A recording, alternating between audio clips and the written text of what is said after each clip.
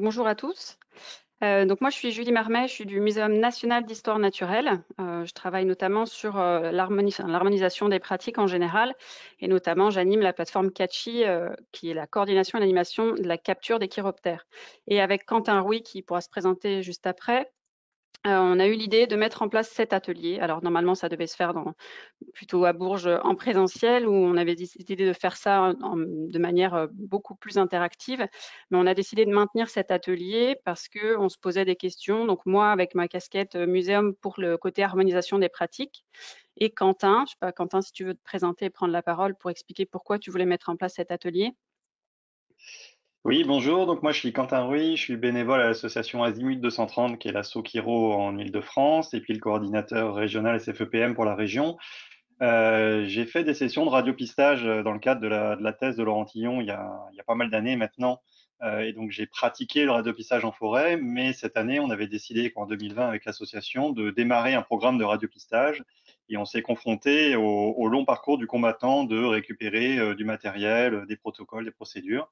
Et l'idée est née d'être créé une boîte à outils pour justement accompagner les personnes qui pourraient démarrer dans le radiopistage. Merci Quentin. Donc, on a invité différentes personnes à intervenir aussi au cours de cet atelier. Donc, moi, je vais commencer par vous présenter le contexte général et vous présenter le recueil qui avait été créé en 2017. Quentin vous présentera ce qu'on voudrait mettre dans cette boîte à outils. Et puis après, donc, on fera des retours d'expérience avec Lionel qui présentera un cas pour le GCP. Pierrette Nissen, alors qui aurait aimé participer, mais elle a eu un empêchement. Donc, c'est Quentin qui présentera les bricolages belges. Ensuite, Bruno nous présentera un récepteur australien low cost et Olivier terminera sur les GPS. Donc, concernant le contexte, si vous êtes là, vous savez ce que c'est que le radiopistage. Je vous rappelle juste l'objectif général, c'est de caractériser l'occupation de l'espace par un individu, une colonie ou une population. Donc, on va chercher à localiser un animal ou sa colonie. On peut étudier les mouvements à différentes échelles spatio-temporelles avec le radiopistage. On peut aussi estimer la taille du domaine vital, que ce soit d'un individu ou aussi d'une colonie. Et puis, à l'intérieur de ce domaine vital, on va essayer d'aller plus loin en caractérisant l'utilisation de ce domaine et les préférences d'habitat par espèce ou en tout cas par population. On peut aussi, grâce au radiopistage, déterminer quelle est l'activité de l'individu, donc au cours de la nuit, mais aussi si on le fait de manière plus longue sur une saison, voire sur une année si on a une répétition. Ça nous donne aussi des informations sur le comportement des individus. On a une technologie maintenant qui nous apporte différents outils, par exemple pour connaître les attitudes de vol. Et puis, on peut caractériser tout ce qui est fidélité au site, voire même les comportements sociaux, voire les phénomènes de fission-fusion, comme on connaît chez certaines espèces.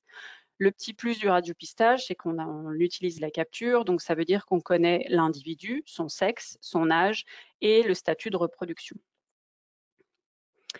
Donc ça a une forte application pour la conservation, d'une part parce qu'on améliore les connaissances qui sont essentielles à la mise en place des mesures de conservation sur le terrain, mais aussi ça nous permet plus directement d'identifier et de protéger des habitats et des gîtes, et voire même les corridors, donc notamment dans le cadre des aménagements, c'est des outils qui ont déjà été utilisés.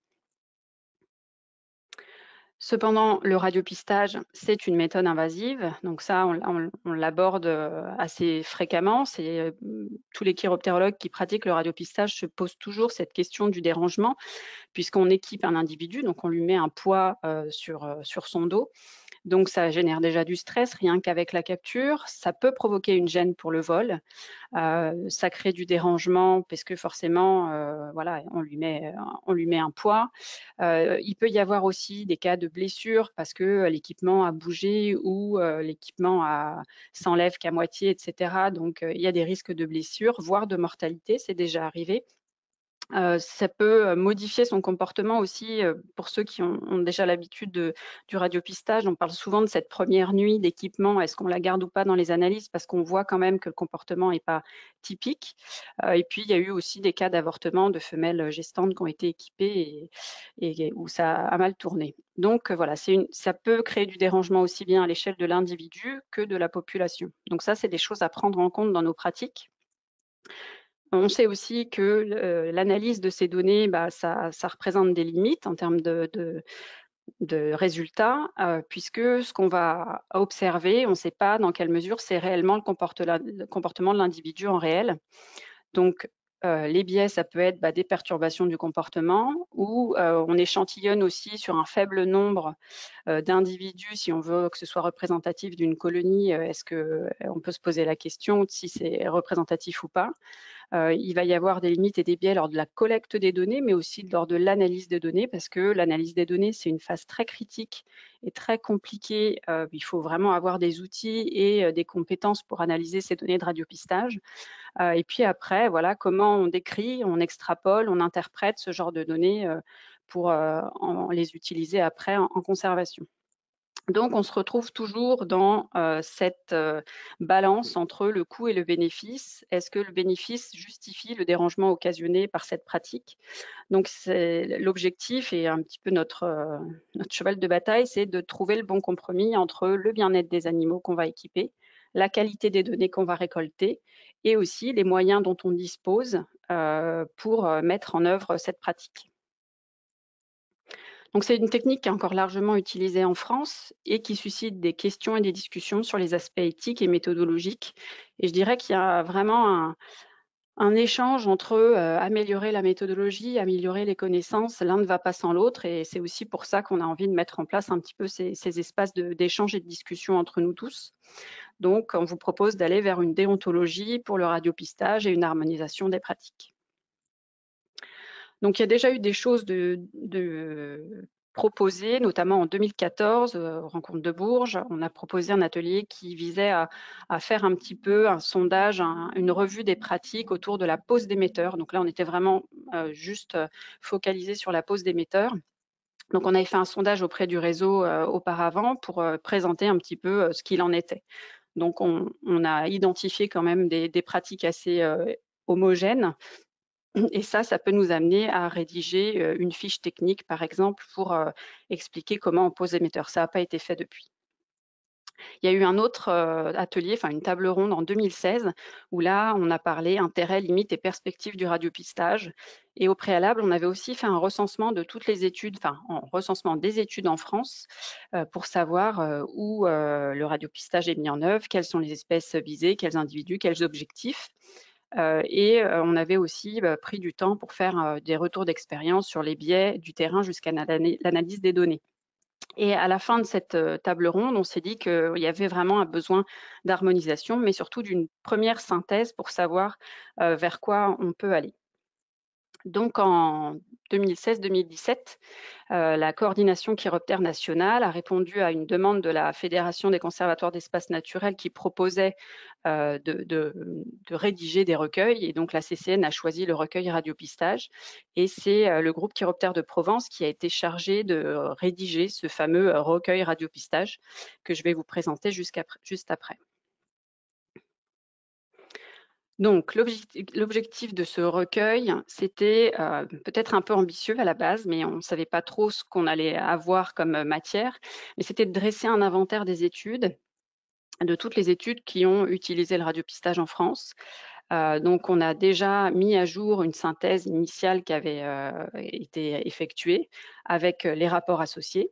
Et donc, le GCP a mis en place un catalogue des études structurées. Donc ça s'est fait aussi avec un groupe de travail à côté qui a aidé le GCP notamment pour décortiquer un peu toute cette matière. Donc, on a ajouté les nouvelles études et les rapports dans ce catalogue et on a organisé un outil de collection pour l'archivage des rapports. Dans un deuxième temps, on souhaitait constituer une base de connaissances à partir de ces études, donc d'aller chercher vraiment ce qui nous intéressait dans les rapports pour savoir de quelle matière on disposait. Donc, on a identifié les questions et les variables à collecter. On a créé une grille de lecture pour la collecte de ces métadonnées qui étaient présentes dans les rapports. Et ensuite, on a dépouillé les rapports avec l'aide du groupe de travail pour remplir cette grille. Et ensuite, on aurait aimé, mais ça, on ne l'a pas fait parce que c'était beaucoup trop ambitieux à la base, et puis qu'on s'est rendu compte aussi que la matière collectée, elle ne nous permettait pas de le faire. On aurait aimé analyser les métadonnées pour aller plus loin sur l'amélioration des connaissances par espèce. Et ensuite, dans un dernier temps, on voulait aussi établir des pistes de recherche. Donc, le catalogue, à partir du catalogue, à partir des études recensées, donc une étude, c'est en gros une espèce, une année et un site qui regroupe une ou plusieurs sessions de radiopistage. On a disposé, enfin, le catalogue est constitué de 847 études, dont 446 ont fait l'objet d'un rapport. Et en tout, c'était 160 rapports qui ont été fournis pour réaliser ce recueil. Donc, il y a 11 régions qui ont répondu à l'appel et dont un certain nombre à compléter. Donc, la première chose vraiment à signaler dans cette mission, dans cet exercice, c'était qu'un bon nombre de suivis par radiopistage qui ont été réalisés en France n'ont pas fait l'objet d'un rapport. Donc, c'est des études qui sont opportunistes, la plupart pour la localisation de gîtes. Et donc, ces données ne sont pas disponibles parce qu'elles ne sont pas archivées. Donc la première chose qu'on a pu mettre en évidence, c'était en gros les problématiques abordées, les objectifs de ces études mises en œuvre. Et on s'est aperçu que dans 591 études, c'était la recherche de gîtes pour la protection ou pour la caractérisation. Et puis pour 513 des études, c'était description et préférences d'habitat et rythme d'activité. Donc là, vous pouvez voir toutes les thématiques qui peuvent être abordées ou qui ont été abordées par le radiopistage.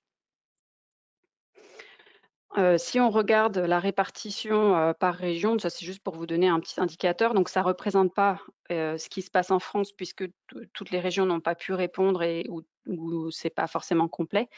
Donc voilà, donc là, celles pour lesquelles on avait le plus d'études, c'était la région Grand Est, ensuite Auvergne-Rhône-Alpes, Nouvelle-Aquitaine. Et puis je vous ai mis aussi juste la répartition temporelle, donc on a récupéré des études qui vont de 1997 à 2016 avec un pic en 2011.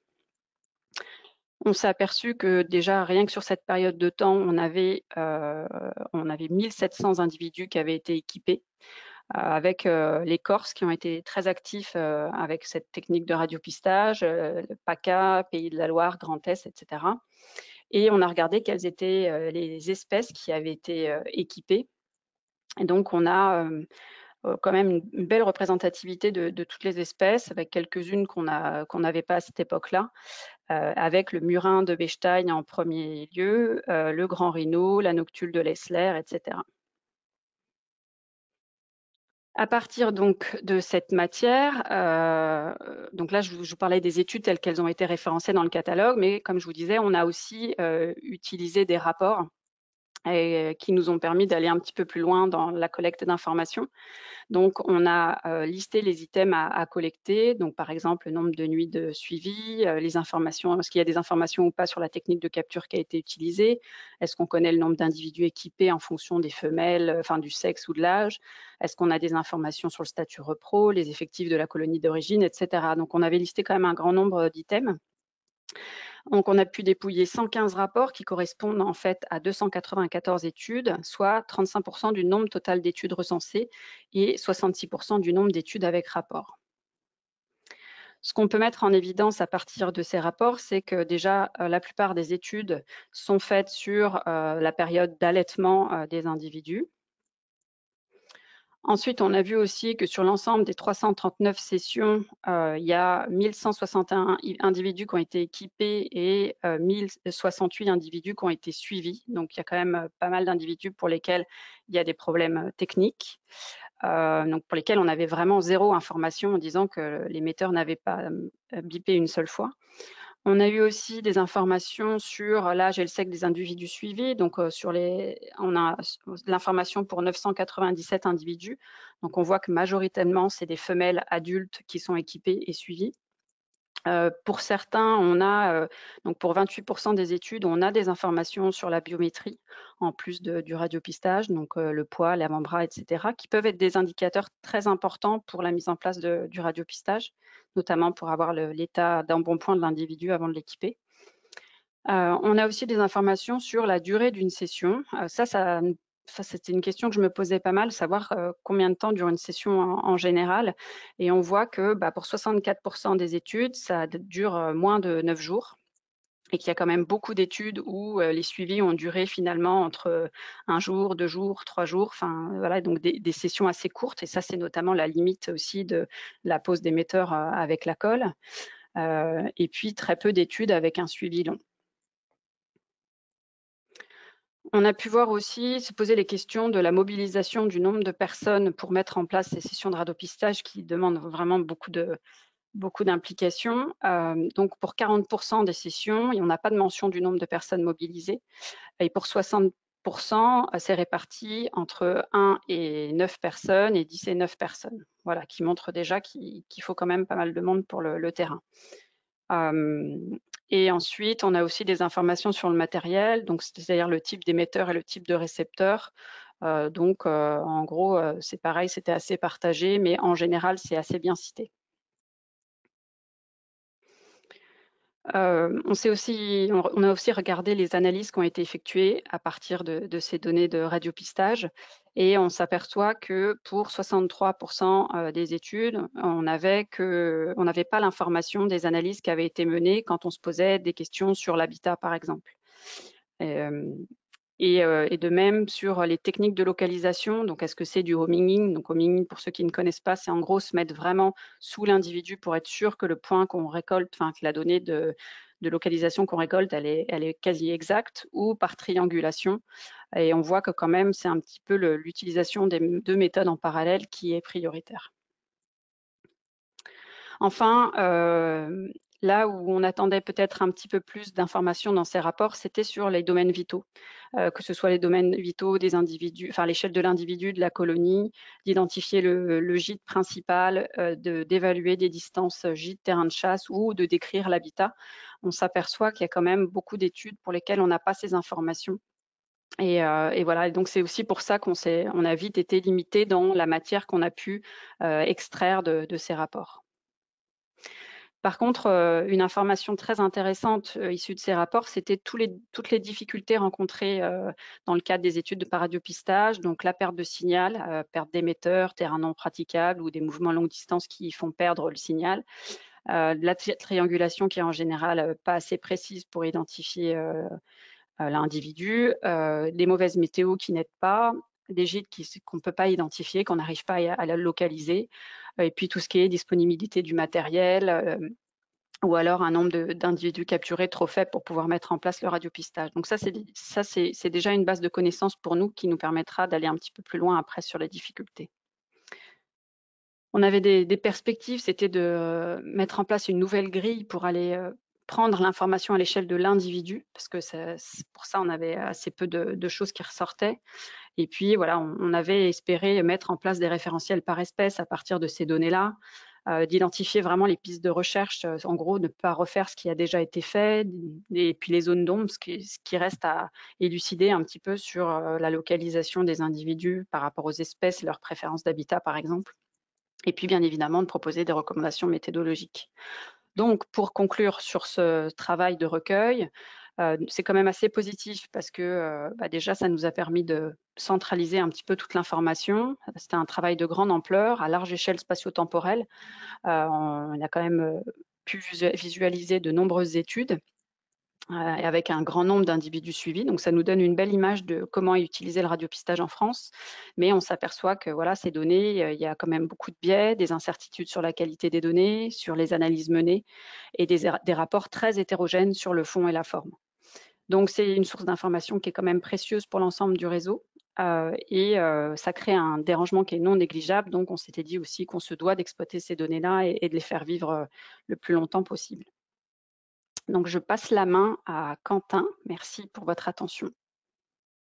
Donc, comme je le disais, moi je viens vers vous avec beaucoup d'humilité parce que je suis pas la personne qui a fait le plus de radiopistage, mais je suis assez représentatif de la personne qui veut se lancer dans l'aventure et du coup qui se pose des questions et qui doit y répondre pour organiser des sessions de radiopistage. Donc, l'idée, c'était de pouvoir créer une boîte à outils qui regroupe différentes choses. On échange régulièrement entre nous sur les listes de discussion ou sur le terrain, sur les techniques, les retours d'expérience. Eh bien, ce serait centraliser l'ensemble de ces informations sur un espace commun pour le mettre en accessibilité. Et puis, à l'instar de ce qui a été fait sur la capture, ben, peut-être harmoniser aussi les pratiques, créer et donner des outils autour du radiopistage. Alors que ce soit sur les protocoles qu'on peut mettre en œuvre par rapport aux questions qu'on se pose, aussi avoir des référentiels de recommandations de pratiques d'utilisation du matériel ou aussi de pratiques déontologiques. De créer des fiches techniques qui permettraient de, pourquoi pas aussi former des personnes pour le radiopistage, former les bénévoles ou les professionnels pour le radiopistage, amener des choses sur l'analyse des données, et puis, soyons fous, des référentiels pour comparer ces résultats par espèce, par habitat, en fonction de ce qui a déjà été fait. Et tout ça basé sur la bibliographie dont Julie vient de parler, et puis aussi d'arriver à banquer les retours d'expérience. Alors sur sur les protocoles et la déontologie, définir déjà l'usage du radiopistage, dans quel cadre on utilise cette technique-là. Alors, on dessine quand même deux grands usages qui sont caractériser l'occupation d'un espace vital par un individu et ou une colonie, et aussi trouver des gîtes de mise bas, de transit, d'hibernation. L'idée serait de réaliser un doc par protocole avec les recommandations associées par rapport aux questions posées sur ces deux aspects-là. On voudrait mettre en place aussi un tableau Excel sur le retour d'expérience sur les différentes espèces, parce qu'on voit bien qu'en fonction des espèces qu'on étudie, on n'a pas forcément les mêmes comportements, les mêmes réactions. Et vous tous sur le terrain, vous avez un retour d'expérience là-dessus. L'idée, c'est, alors, en fonction des deux types de protocoles dont j'ai parlé juste avant, ou même de manière générale, c'est de faire un retour d'expérience sur ce qui est vécu par rapport à telle ou telle espèce en termes de déplacement, d'utilisation de l'espace et de comment ça va influer sur la technique de radiopistage et les problèmes qu'on peut rencontrer. Il y a aussi toute une partie matérielle qui est assez compliquée. Finalement, il existe beaucoup de choses. Alors, on trouve de l'information en ligne, on trouve de l'information auprès du réseau. Il y a différents constructeurs dans différents pays. Moi, j'ai commencé à centraliser pas mal d'informations. Encore une fois, l'idée, ce serait de mettre cette information à disposition. Alors, il y a tout le matériel dont on peut s'équiper en l'achetant, je dirais, qui est déjà disponible sur le marché. Et puis, on le verra dans la deuxième présentation que je ferai à la place de Pierrette tout à l'heure, qu'il est aussi possible de bricoler. Il faut un peu avoir l'âme d'un bricoleur quand on fait du radiopistage, vous le verrez. Et puis de partager entre nous une veille technologique. Aujourd'hui, on travaille tous avec des systèmes VHF. Il y a une boîte française qui est citée ici, Xerius, qui se lance dans l'aventure, alors qui fait déjà des systèmes de radio tracking, mais avec des émetteurs plus gros. Donc, ils travaillent déjà sur les oiseaux, sur des mammifères plus importants que les chauves-souris, mais ils lancent des choses sur de l'UHF qui sont pas inintéressantes, et ils devraient sortir un émetteur de faible poids pour les chauves-souris d'ici 2022. Ils veulent sortir en 2021, mais le Covid a eu un peu un impact sur leur R&D, et du coup, ce sera pour l'année prochaine. De ça, on ferait un référentiel et des recommandations, alors que ce soit sur les récepteurs, que ce soit sur les antennes, sur les émetteurs, en fonction des protocoles que vous utilisez, des questions que vous vous posez. C'est un peu un retour d'expérience entre nous.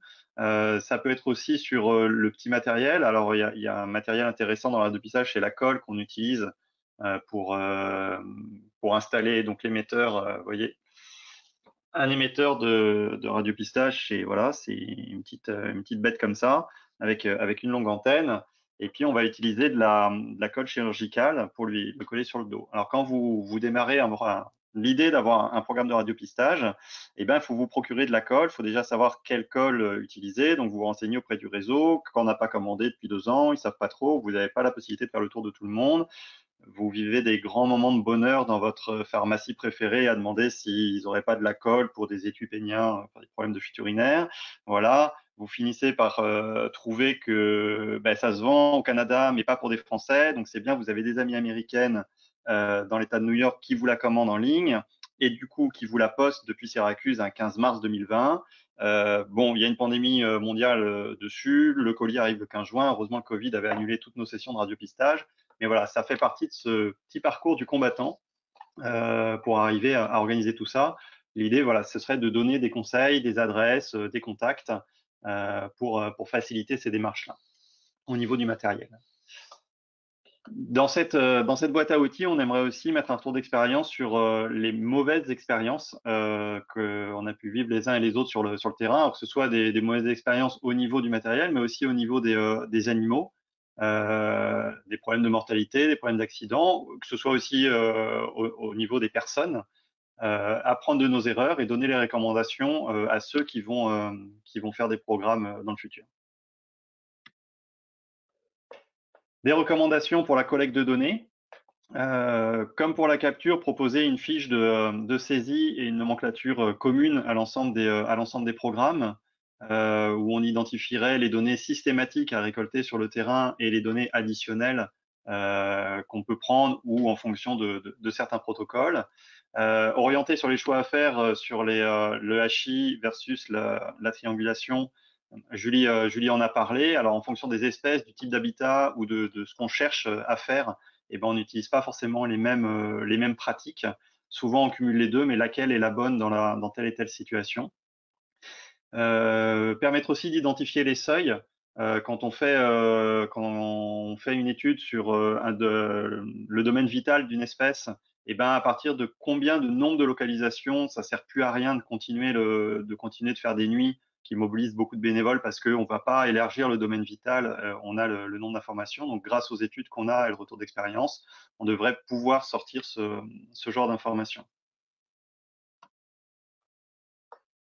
Ça donnerait lieu à un cahier technique pour la préparation et la mise en œuvre sur le terrain, alors que ce soit pour la pose d'émetteurs que pour le suivi. On va le voir tout à l'heure dans une présentation que le GCP a avancé. Non, on va pas le voir. Je crois que on ne le verra pas là, mais le GCP a déjà rédigé des fiches techniques pour la gestion des bénévoles, du matériel, la transmission des informations. Donc ça, c'est quelque chose qui serait disponible dans la boîte à outils. Qui permettrait aux organisateurs de pouvoir s'appuyer dessus. Donc le GCP, ils ont réalisé des fiches techniques sur la télémétrie de jour pour la recherche de gîtes, sur la télémétrie de nuit quand on suit l'animal, avec des exemples de mails à transmettre, des procédures qui permettent en fait de préparer l'organisation d'une session de radiopistage. Et au lieu que tout le monde réinvente l'eau chaude à chaque fois, ces documents-là, ils existent. Alors on peut les améliorer, on peut les adapter, mais on a déjà une bonne base. Pareil pour l'outil d'analyse des données, donner les outils qui sont utilisables, qui sont utilisés, la liste des biais à prendre en compte, des scripts clés en main pour l'analyse des données. On l'a vu hier sur les données ultrasonores. Et on pourrait avoir des scripts aussi clés en main un peu pour l'analyse du radiopistage. Et puis des recommandations pour la rédaction des rapports. Comme on le voit dans les biais qu'a donné Julie sur les rapports qu'on a actuellement et des informations qui manquent, quelles sont les informations à avoir systématiquement dans un rapport et puis quelle valorisation on peut faire de ces rapports. Alors, soyons fous, pourquoi pas aller jusqu'à des référentiels pour comparer les données entre études, avoir des référentiels par espèce, des référentiels d'habitat par espèce, et puis sortir des indices de qualité d'habitat sur l'habitat et sur la connectivité. L'idée de cette courte présentation qui montre juste de bonnes intentions de créer ça, c'est aussi de savoir si parmi vous, il y a des gens qui souhaitent participer, qui ont des idées, qui ont des retours d'expérience à faire. Surtout, ne pas hésiter, si vous ne l'avez pas déjà fait dans le passé, à revenir vers nous et à partager avec vous ce que vous avez. On se pose la question aussi de où stocker l'information, comment la rendre disponible et à qui. Donc, c'est des questions auxquelles il va falloir qu'on réponde dans les mois qui viennent. Pour que cette boîte à outils puisse être utilisée. Et du coup, je vais passer la main à Lionel.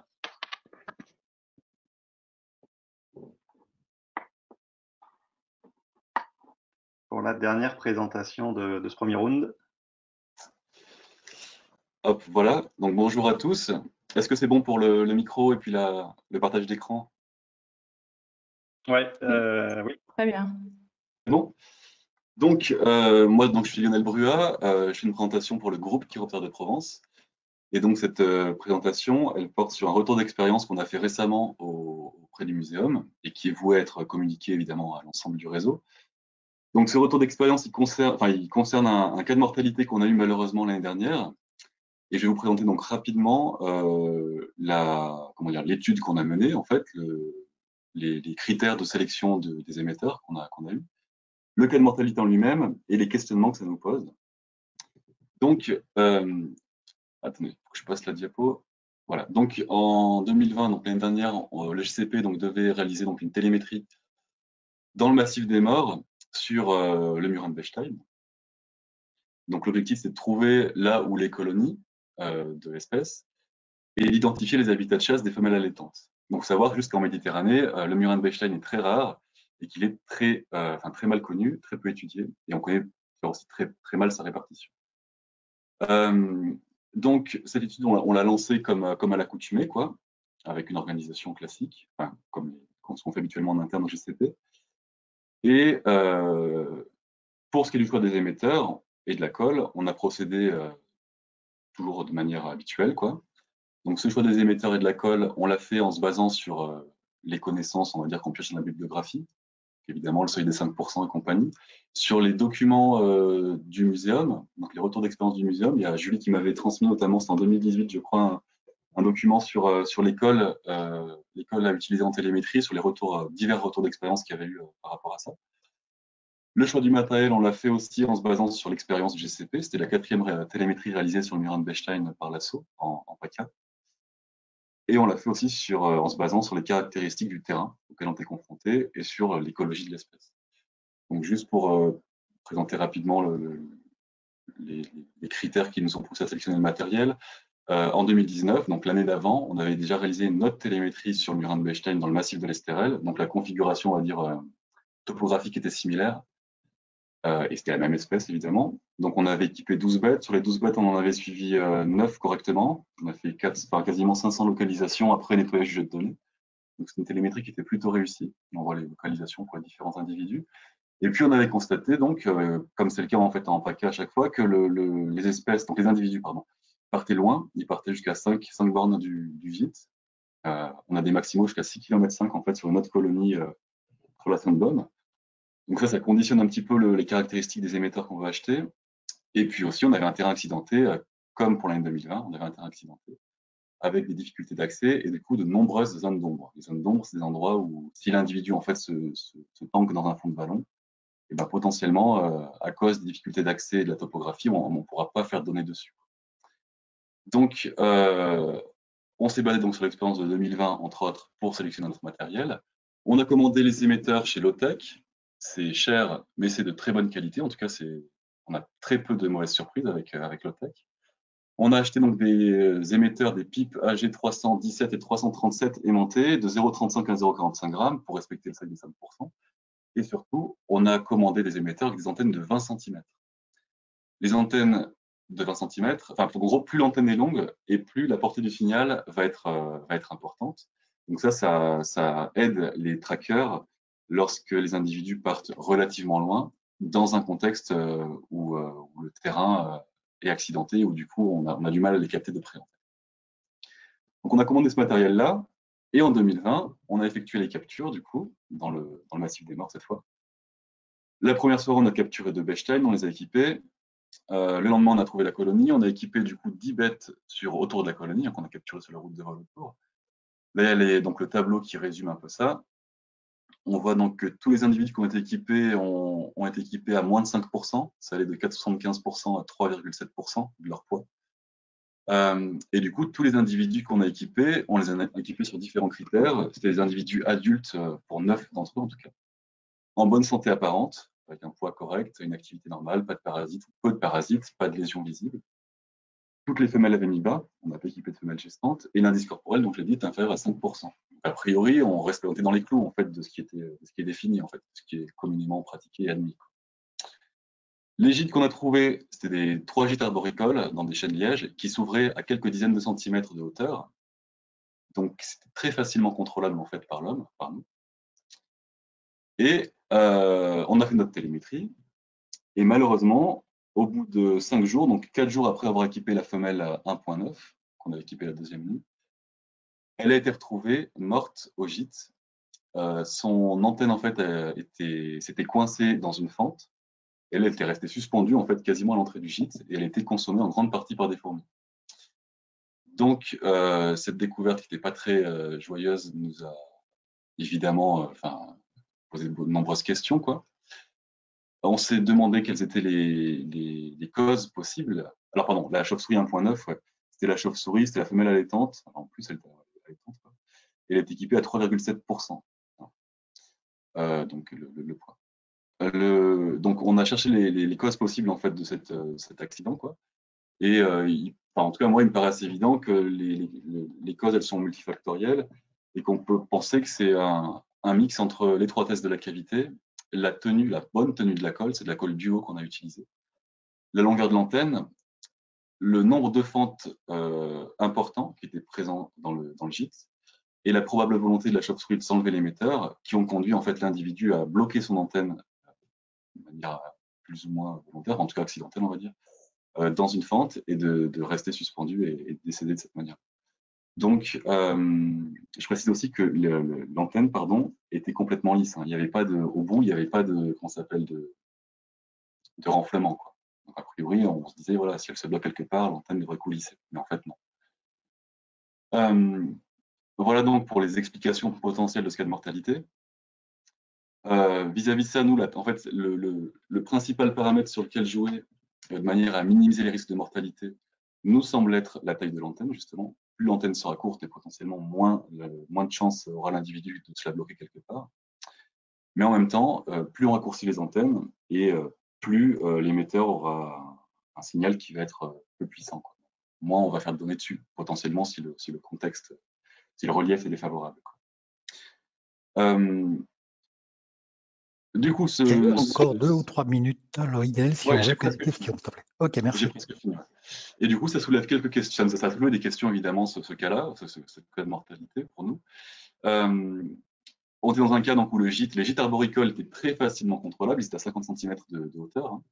Donc, la découverte de ce cas de mortalité était facile pour nous, mais ce n'est absolument pas le cas dans la plupart des autres télémétries, où les gîtes, arboricoles ou pas, sont situés à plusieurs mètres ou dizaines de mètres de hauteur, et du coup, on ne peut pas contrôler si l'émetteur qui est resté coincé en haut, c'est un émetteur qui s'est détaché, ou si c'est un individu qui est coincé sur un émetteur. Donc cet accident, on se demande s'il est exceptionnel, ou s'il est plus fréquent qu'on le pense, tous d'une manière générale. On se demande aussi comment minimiser les risques face à ça.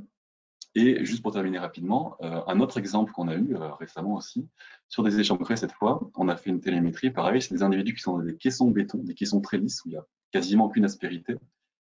Lorsqu'on a équipé les individus, on s'est rendu compte qu'il y avait une bête notamment qui s'est envolée juste après la capture, qui allait se cogner volontairement le dos là où il avait l'émetteur.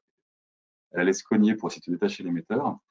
Il y a pas mal de bêtes qui ont réussi à s'arracher les émetteurs assez rapidement. C'est souvent le cas avec les échancrés. C'est une espèce qui est assez intolérante aux émetteurs. Et en fin de télémétrie, je suis allé dans le gîte, moi, pour contrôler. La colonie avait dispersé. Il n'y avait plus de bêtes, j'y suis allé de nuit dans le gîte et j'ai retrouvé un émetteur bloqué dans une des rares fissures potentielles où les bêtes pourraient se bloquer. Alors, il y avait que l'émetteur, il n'y avait pas de chauve-souris au bout, heureusement. Mais voilà, c'est un autre cas d'émetteur coincé qui aurait pu finir en accident mortel à nous.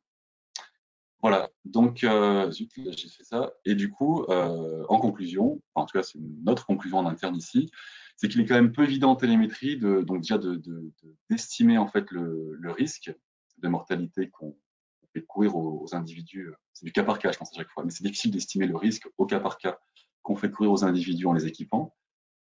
Et il est aussi très difficile de trouver un équilibre entre la minimisation du risque de mortalité, entre la minimisation du risque de mortalité et les conséquences d'un dérangement en gîte en cours de télémétrie pour aller contrôler qu'aucune chauve-souris n'est prise au piège en cas d'individu, par exemple, qui ne sortirait pas de nuit.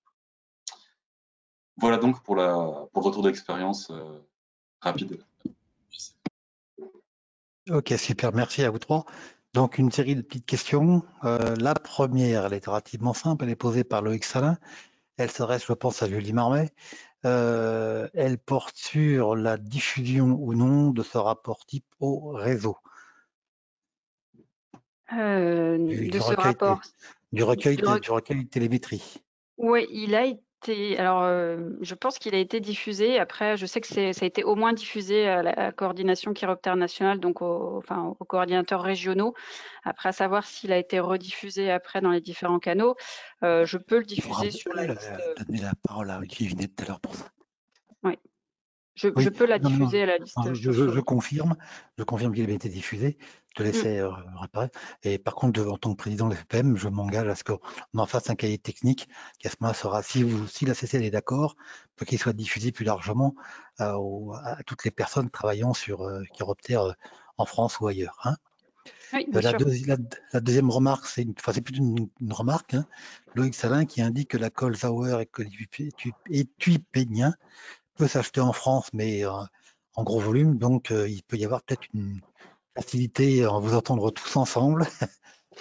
Tous les chiroptères logmales auront des problèmes des tupéniens et pourront donc tous commander en grosse quantité chez Sauer avec une répartition ensuite entre individus mâles. Bien. Voilà, on peut faire de la redistribution. Voilà. Formidable. Alors, par contre, Thomas Dubos précise, est-ce qu'il ne serait pas possible, justement, malgré tout, de synthétiser les connaissances de vito terrain de chasse pour des espèces qui ont été très étudiées, type Bechstein, Grand Rhino, Lessler, pour d'ores et déjà proposer des recommandations concrètes en matière de gestionnaire d'usagers par rapport à tout ça? Donc, ça veut dire d'aller plus loin sur, en gros, l'analyse Oui, de données, si de faire je ce qu'on avait comprends bien. prévu, Julie, l'analyse Ouais. réelle et synthétique pour fournir des recommandations derrière. Est-ce que ce serait pas possible, Ouais. au moins pour des espèces étudiées, de passer à cette étape-là? Oui, bah ça c'était un peu l'ambition de départ aussi. Hein. Au démarrage, on voulait rassembler les études, rassembler les rapports, voir ce qu'il y avait dedans, et puis il y avait l'espoir aussi de recueillir de la donnée, d'aller plus loin. Maintenant, c'est vrai qu'il y a eu le recueil. Après, ce groupe de travail, ça a fait un peu flop, notamment parce que moi j'ai moins animé. Mais oui, ce serait super. On peut commencer à envisager ces questions de recherche. Oui. Ok. Alors, par rapport à la dernière intervention de Lionel, plusieurs personnes, Sébastien Rouet, Yves Barre, Jean-Do Vrignot, Thomas Dubos, précisent que ces causalités sont déjà connues et beaucoup insistent sur le fait d'un ajustement de la quantité de colle posée, de faire une tonsure ou pas, hein, de façon à ce qu'effectivement, quand ce genre de problème d'être coincé arrive, la bête puisse néanmoins se libérer beaucoup facilement. Jean-Do Vrignot précise aussi que la technologie UHF nécessite des antennes plus courtes, mais il faut effectivement avoir d'autres récepteurs et émetteurs, mais ça permet aussi de diminuer la taille de l'antenne portée par l'animal et peut-être moins gênée, quoi. Voilà. Hein. Ouais, absolument. Là, je rebondis sur ce que dit Jean-Do. La technologie UHF, là, elle apparaît comme apporter pas mal de solutions facilitantes. Par contre, comme il le dit, ça demande de changer l'ensemble du matériel, quoi. Donc un coût conséquent. Okay. Et j'invite toutes les personnes qui ont fait des commentaires à participer à ce groupe de travail et à remplir nos beaux tableaux. Absolument. Alors effectivement, non, Loïc revient à la charge, mais j'ai mal compris sa question. Il y aurait un rapport type permettant de rédiger un rapport répondant à toutes les attentes. Voilà. Oui, bah ça c'est prévu. Ouais, de faire un peu un rapport type. Un modèle type, quoi, un modèle type en fait. Voilà. Oui, Okay. c'est prévu. Oui. Voilà. Ensuite, il y a Olivier Vinet, on va te donner la parole, donc, qui voulait justement amener des précisions sur mortalité Bechstein et aussi échancré. Vas-y, Olivier. Oui, non, ça avait été discuté il y a. Je ne sais pas si vous m'entendez bien, parce que j'ai changé de son. Mais... On t'entend, Olivier, c'est bon. Oui, en fait, ça avait été discuté à Bourges. C'est bon. Il y a 3 ou 5 ans, mais on avait eu le cas, nous, à Troncès, ça avait été évoqué avec le coup des antennes un peu longues. On avait eu dans une cavité des Bechstein qui s'étaient emmêlés, en fait, les antennes les unes dans les autres. On a retrouvé une boule de. Alors, il n'y en avait pas eu, il n'y en avait pas 15, mais déjà plus de.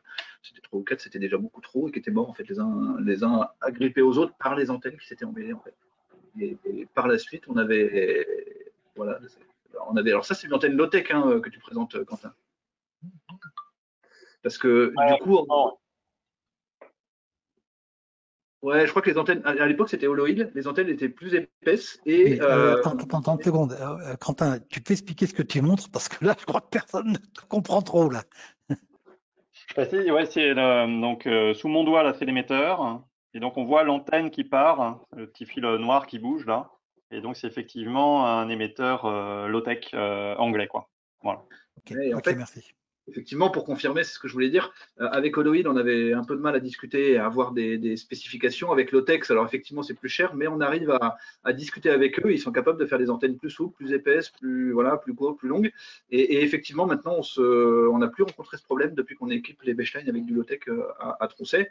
Par rapport à l'antenne, ce que je voulais dire sur les échancrés, c'est aussi, c'est une bête, il faut voir avec l'écologie. C'est une bête qui va chasser et qui va gratter les araignées en plein milieu des toiles d'araignée. Je me rappelle que le GCP, à une époque, avait eu une petite surprise de récupérer une boule de toile d'araignée avec au milieu un échancré. C'était il y a déjà une dizaine d'années. Et en fait, la bête, elle chasse, elle chasse, elle chasse, elle va dans les toiles d'araignée et elle se retrouve avec au bout de son antenne, finalement, à force, une accumulation de toiles d'araignée. Après, c'était des antennes vrillées. Ça peut être. C'était des antennes vrillées. C'est pour ça que je pense que Lionel a bien précisé, maintenant ils utilisent des antennes lisses. Oui, tout à fait. Ouais, c'est ça. Et alors un truc que tu n'as pas dit non plus, Quentin, c'est qu'il y a une petite boîte française, DEA, avec laquelle le GCLR a fait des commandes l'an dernier, on en refait cette année. C'est pas loin de Xerius, hein, c'est dans le sud-ouest, et ils font des émetteurs. Alors pour info, c'est des émetteurs à 60 balles sur les gammes de fréquences qu'on a actuellement, et on discute beaucoup avec lui. Je sais que Raphaël Colombo est en contact avec lui, il va essayer de développer des choses aussi. Alors bon, c'est une autre alternative française qui peut être pratique par rapport aussi au Brexit qu'on a cette année, parce que l'OPEC c'est bien gentil, mais cette année ça va être le premier test. Est-ce que les émetteurs vont arriver à temps? Je ne l'ai pas dit parce que je ne savais pas et du coup je suis preneur de l'info, les contacts pour les appeler et faire rédiger une petite fiche sur eux. Là. Ouais, en fait c'est vrai, quand on s'était vu et qu'on avait discuté, on avait parlé de Xerius et depuis j'ai eu des et j'ai eu pas mal d'infos, donc on aura l'occasion de mettre une petite fiche et il y a beaucoup d'infos, ils sont intéressants. Ok. Je propose que des petites références pratiques, là, vous mettez sur une fiche et qu'on pourra diffuser via le réseau CCN ou bien sur le site web de la SFEPM. Précision, donc Manuel Cosson indique les 2 liens qui sont vers le dossier, effectivement, aménage recueil technique tracking tel qu'il avait été commandé dans le cadre du PNA. Avec donc bon, ça, on va récupérer les liens et on les remettra nous à nouveau sur où vous le diffusez directement ou sur le site SFEPM pour que parce que peut-être que vous avez perdu un peu la mémoire de tout ça. Voilà. Hein. Bon, le premier bloc de 3 est terminé. Donc, si vous voulez enchaîner sur le second, merci déjà pour tous ceux qui sont déjà intervenus et bon courage à ceux qui vont recommencer. Voilà.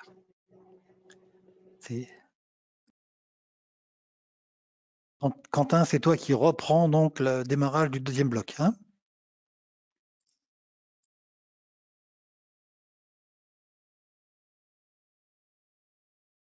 Oui, apparemment, c'est moi qui reprends le démarrage du deuxième bloc. Alors, je le reprends à la place. C'est bon, vous avez l'image et le son? Impeccable, vas-y, c'est bon. Okay. Je le reprends à la place de Pierrette, qui s'excuse, mais qui n'a pas pu être là pour des contraintes familiales, mais qui nous avait quand même préparé une présentation. Et vu que vous m'avez eu de cours, j'ai toutes mes notes. Hop, voilà. Donc, comme je vous disais tout à l'heure, on peut acheter du matériel, mais on peut aussi en bricoler. Et c'est ce que font les Belges. Ils bricolent beaucoup, ce qui a l'avantage d'adapter du matériel et de réduire les coûts. Donc, dans cette présentation, on voit quelques réalisations qu'ils ont pu faire. Alors en radiopistage, je reviens sur une base, on utilise assez régulièrement des antennes dites Yagi, qui sont des antennes à plusieurs brins. Et plus on va être en visibilité de l'animal sans relief, mieux on va capter avec ces antennes-là. Évidemment, quand on va avoir du relief entre nous et l'animal, on va avoir des distances beaucoup plus courtes. Alors, il y a une autre vérité qu'on va voir un petit peu plus tard, c'est que plus on est haut, mieux on capte. Alors, ces antennes Yagi, alors, j'arrive plus à avoir la vidéo en même temps. Voilà. Donc, quand on prend une antenne Yagi du commerce, alors si on prend celle de Lotec comme ça, elles sont à brin souple. Une antenne comme ça coûte 170 € sans les frais de port. Et les Belges en construisent pour une trentaine d'euros et quasiment l'ensemble du matériel se trouve dans un magasin de bricolage proche de chez vous, dont je tairai le nom. Il y a juste peut-être les connecteurs BNC qu'il faut commander sur Internet ou avoir un magasin d'électronique, mais c'est des choses très classiques. Donc c'est assez facile à construire soi-même. Comme je disais, pour quelques dizaines d'euros, on construit une antenne 3 brins, 4 brins, 5 brins, 6 brins, à base de tubes d'aluminium et de vis auto-perforantes.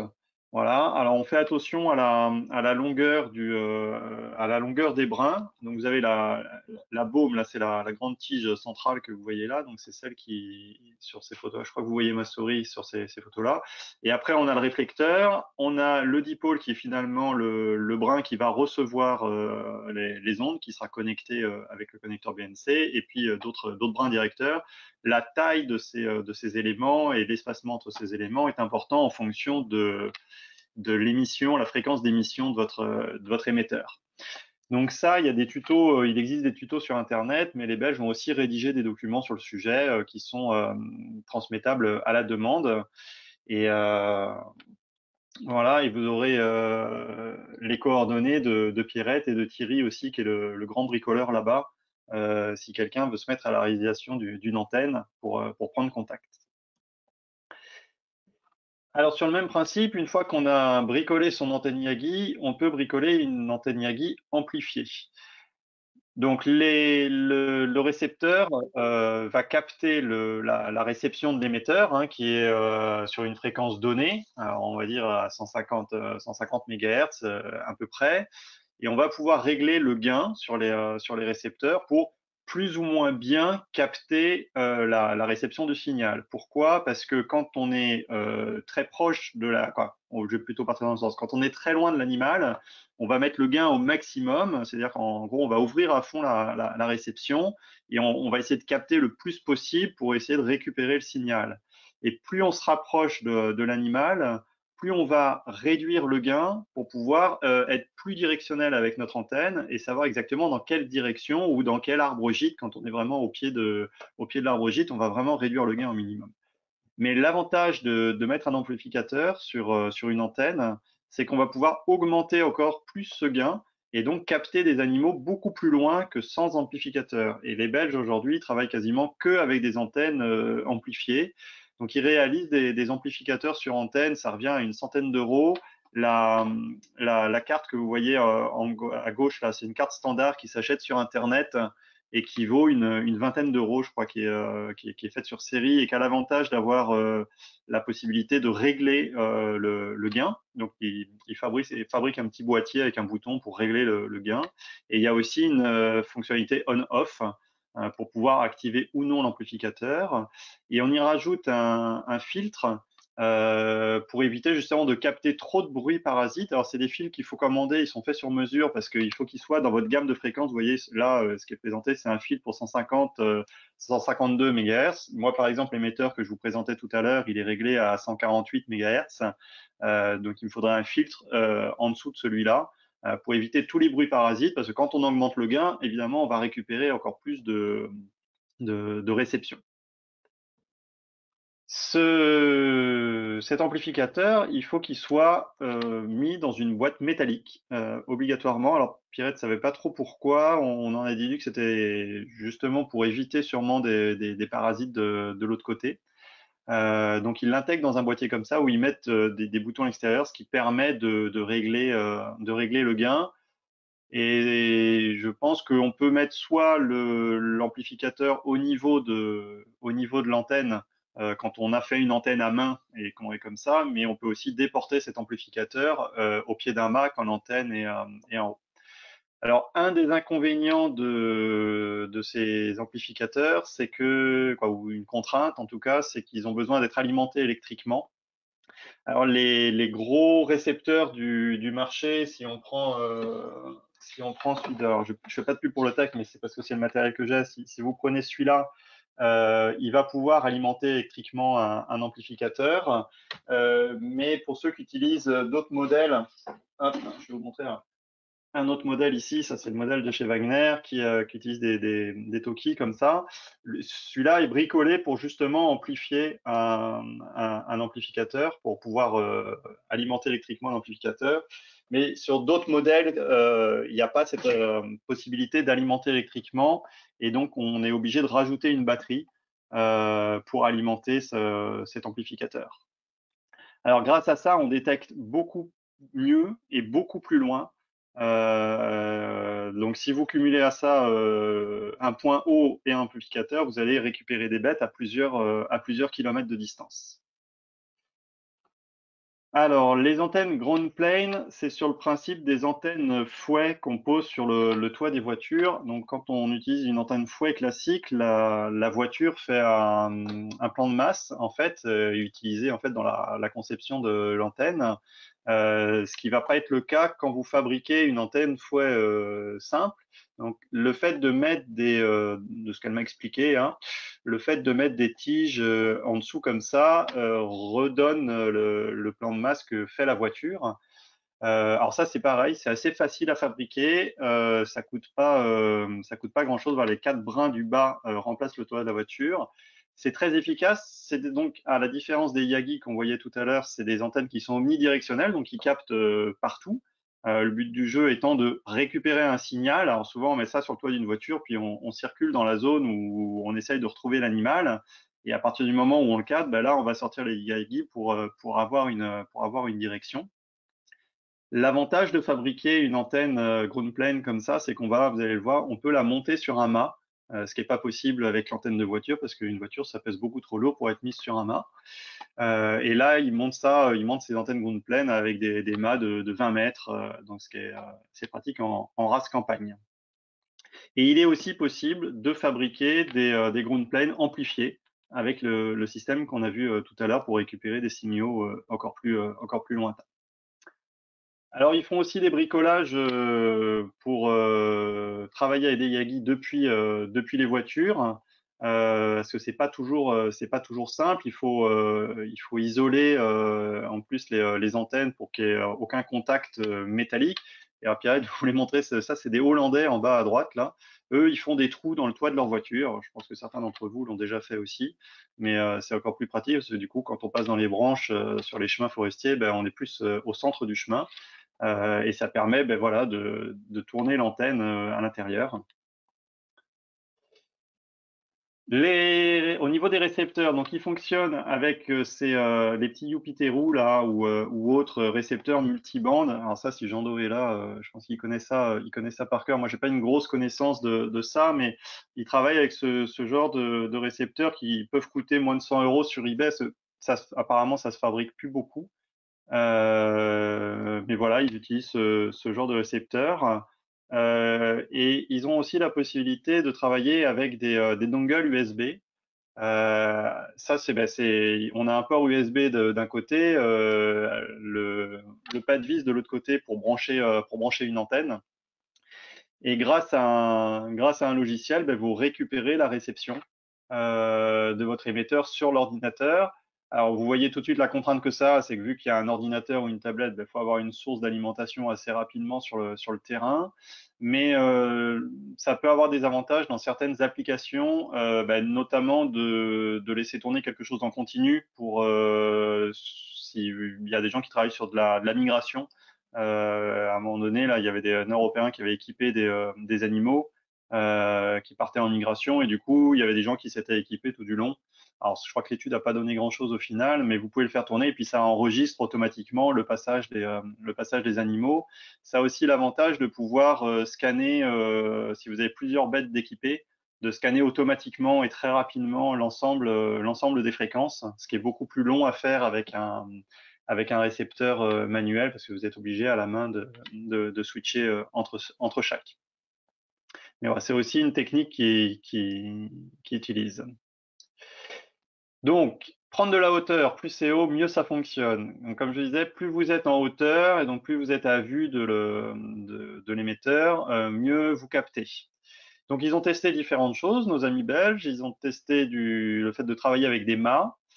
Ils ont testé le radiopistage en avion et ils ont essayé de développer des drones avions d'aéromodélisme pour porter les antennes. Alors, je vais passer assez rapidement dessus parce que je pense que l'heure tourne. Alors, les mâts, ça peut monter assez haut. Il y a un autre exemple de mât qu'on ne présente pas aujourd'hui, mais qui existe en France avec un mât pneumatique qui monte assez haut. Là, ils ont un mât en fibre de verre Spider-Beam là, de 22 mètres de haut. Donc, ça demande une certaine installation. C'est vraiment pour des points fixes. C'est pas quelque chose de très mobile. On peut aussi bricoler ça avec des mâts sur des cannes à pêche, mais l'idée, c'est vraiment de pouvoir monter le plus haut possible. Alors, ils bricolent beaucoup, notamment Thierry chez eux bricole énormément. Là, vous voyez sur cette photo-là, on a un grand mât en dehors du véhicule, et à l'intérieur du véhicule, avec une chaîne de vélo, il s'est fait une petite molette, et puis un cadran pour voir les azimuts, et donc assis à l'intérieur, il peut tourner l'antenne. C'est une Yagi qui est accrochée en haut. Ce qu'ils font aussi beaucoup en retour d'expérience, c'est qu'ils cumulent les antennes sur les mâts. Donc, ils mettent une grosse plaine en haut, ce qui leur permet d'avoir une antenne omnidirectionnelle, de voir s'ils arrivent à rechoper un signal. Et puis, ils mettent une Yagi en dessous après pour faire l'orientation. Et ils mettent un récepteur sur chaque.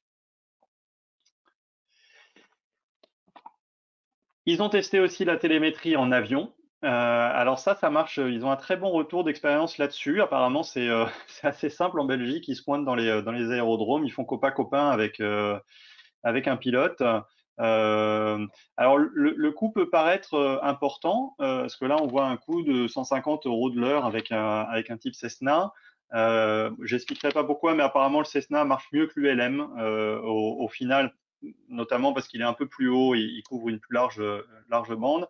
Ça peut paraître cher, 150 € de l'heure, surtout qu'il va falloir parfois 2, 3, 4 heures pour retrouver un individu. Mais au final, ça mobilise peu de personnes. Des fois, retrouver un individu, c'est des milliers de kilomètres en voiture sur une zone. Donc, entre le temps passé et le gasoil ou l'essence pour le véhicule, finalement, l'avion, ça peut être un bon rapport prix bestiole à faire. Ça met un peu de temps à mettre en place. Alors, il y a des contraintes. Parce que ça dépend beaucoup de la météo. Il faut avoir une météo absolument impeccable pour voler avec ce type d'appareil avec les antennes dessus. Et puis ça demande d'avoir un pilote disponible et prêt à tenter l'aventure. Mais le retour des Belges, c'est que ils trouvent des gens qui sont passionnés par le vol, et donc c'est pas trop un souci. Et ils installent des dispositifs comme ça sur les ailes. Alors là, c'est un ULM qui est présenté ici, mais ils le font aussi sur des Cessna. Donc ça, c'est des bons retours d'expérience qu'on mettra dans la boîte à outils, et les Belges sont disponibles pour vous expliquer plus en détail ça. Donc ils installent une antenne Yagi sous chaque aile de l'appareil, ça permet de couvrir une plus grande zone, puis ils font un casque avec un récepteur dans chaque oreille. Faut prendre un peu l'habitude du truc, parce qu'il faut bricoler un système de montage pour le type de l'appareil qui est utilisé. Vous vous doutez bien que ça doit être assez solide pour éviter des problèmes d'aérodynamisme pour le pilote, pour l'avion. Notamment, ils n'utilisent pas du tout d'antenne souple parce que ça va faire des vibrations, et ça, les pilotes ne le souhaitent pas. Ils utilisent vraiment que des antennes rigides. Et puis, il faut s'habituer à une communication gestuelle avec le pilote, parce que entre le bruit de l'appareil, le casque que vous avez pour entendre les réceptions des signaux des émetteurs, ils parlent apparemment beaucoup avec les mains. Je ne sais pas s'ils ont le même accent avec les mains qu'avec la voix. Mais je m'excuse, normalement, cette présentation aurait dû être en belge d'ailleurs. Voilà, quelques exemples d'installation sous les ailes d'un Cessna, là. Oui, encore une fois, c'est du bricolage, mais c'est du bricolage bien utile. Et puis on va finir sur, ils ont fait des tests pour équiper un petit avion d'aéromodélisme. Il n'est pas si petit que ça, hein, vous voyez sur la photo de droite, hein, c'est quand même des engins qui font 3 mètres de large, dans lequel je pense que voilà, on le voit sur la photo d'après, ils intègrent un récepteur qui est branché à un simple talkie-walkie. Là, c'est une antenne omnidirectionnelle, parce que évidemment, on peut pas mettre une antenne Yagi sur ce genre d'appareil, c'est beaucoup trop lourd. Voilà, et ils intègrent aussi un GPS pour avoir le tracé. Alors, ils ont fait différents tests qui, pour le moment, n'ont pas été complètement concluants. Puis ils ont un avion leur dernier avion s'est crashé. Et puis c'était dans le cadre d'un programme avec un stagiaire. Voilà, ça s'est terminé, mais ils n'ont peut-être pas dit leur dernier mot. Mais au moins, ça fait un tour d'expérience pour voir ce qui est possible de faire. Et ça donne aussi les contraintes de ce genre de choses, parce que comme en Belgique comme en France, hein, vous pouvez pas voler avec n'importe quoi en aéromodélisme. Il faut des plans de vol déposés plusieurs jours à l'avance. Il faut que vous ayez un pilote qui soit compétent en la matière. Donc c'est beaucoup de difficultés administratives, probablement plus que pour voler avec un Cessna et un pilote. C'était apparemment leur retour d'expérience plus simple. Voilà. Et juste pour le fun, ils ont, parce que c'est vraiment des bricoleurs de l'extrême, ils ont aussi couplé un SM2 là avec un récepteur pour essayer de corréler le fait que les bêtes qu'ils enregistraient, les barbastelles qu'ils enregistraient en ultrason, étaient les barbastelles qui étaient équipées quand elles se pointaient dans la zone. Voilà, ça c'était juste pour rigoler, mais ils n'ont pas eu des retours très concluants. Pour finir, Oui, pardon. ouais, juste pour finir, Pierrette souhaitait insister sur le fait que le matériel, ça s'entretient aussi, et notamment le matériel qui bricole eux-mêmes, parce qu'ils ont eu pas mal de problèmes, notamment avec des bénévoles qui faisaient tomber des choses qui n'avaient pas forcément dit que c'était tombé ou quoi que ce soit, donc des problèmes de corrosion, des problèmes de soudure qui lâchent, et on peut vite perdre du temps sur le terrain avec une antenne qui est plus fonctionnelle. Donc il y a possibilité de tester les antennes. Et le conseil de Pierrette, hein, c'est de se mettre de mèche avec un club de radio amateur. Il y en a un peu partout. C'est souvent des gens passionnés et qui sont prêts à aider. Et ça fait un beau duo chiroptérologue et radio amateur pour travailler sur ce genre de sujet. Voilà. Ok, merci Quentin. Je ne sais pas qui prend la suite après. Oui, ok. Je rebondis sur ce que tu viens de montrer, Quentin. Moi, il y a un truc, c'est que, bon, par expérience, hein, que j'en ai fait quand même pas mal de tracking, y compris construit, c'est au niveau de l'antenne, le connecteur qu'on achète et qu'on installe, qu'il ait une garde le truc qu'on visse là sur ait une garde la plus haute possible, parce qu'un des points faibles, c'est justement la connexion du coax sur le connecteur et quand on bouge trop le câble. Ça a été vraiment une de mes galères principales quand j'en faisais. Hein. Voilà. Donc, il y a maintenant, c'est Bruno Discours qui prend la suite. Oui, donc bonjour à tous. Vous m'entendez? Excuse-moi, Bruno, oui, précision pour tout le monde. Donc, Bruno, on voit ton écran, il y a le son. Par contre, vous n'aurez pas le plaisir de voir la bonne bouille de Bruno. Voilà. Voilà, je suis désolé, j'ai pas de webcam sur mon PC. Enfin, elle est désinstallée depuis des lustres et je voulais pas le faire en catastrophe là il y a une demi-heure, quoi. Non, pas de Voilà. problème. Vas-y, Bruno, merci. Donc moi, je suis bien content de passer derrière Quentin puisqu'il a introduit pas mal de notions auxquelles je voulais parler. Bon, sans trop vous embrouiller non plus, c'est pas toujours simple de parler d'atténuation de décibels dans ce genre de colloque et c'est pas forcément intéressant pour tout le monde.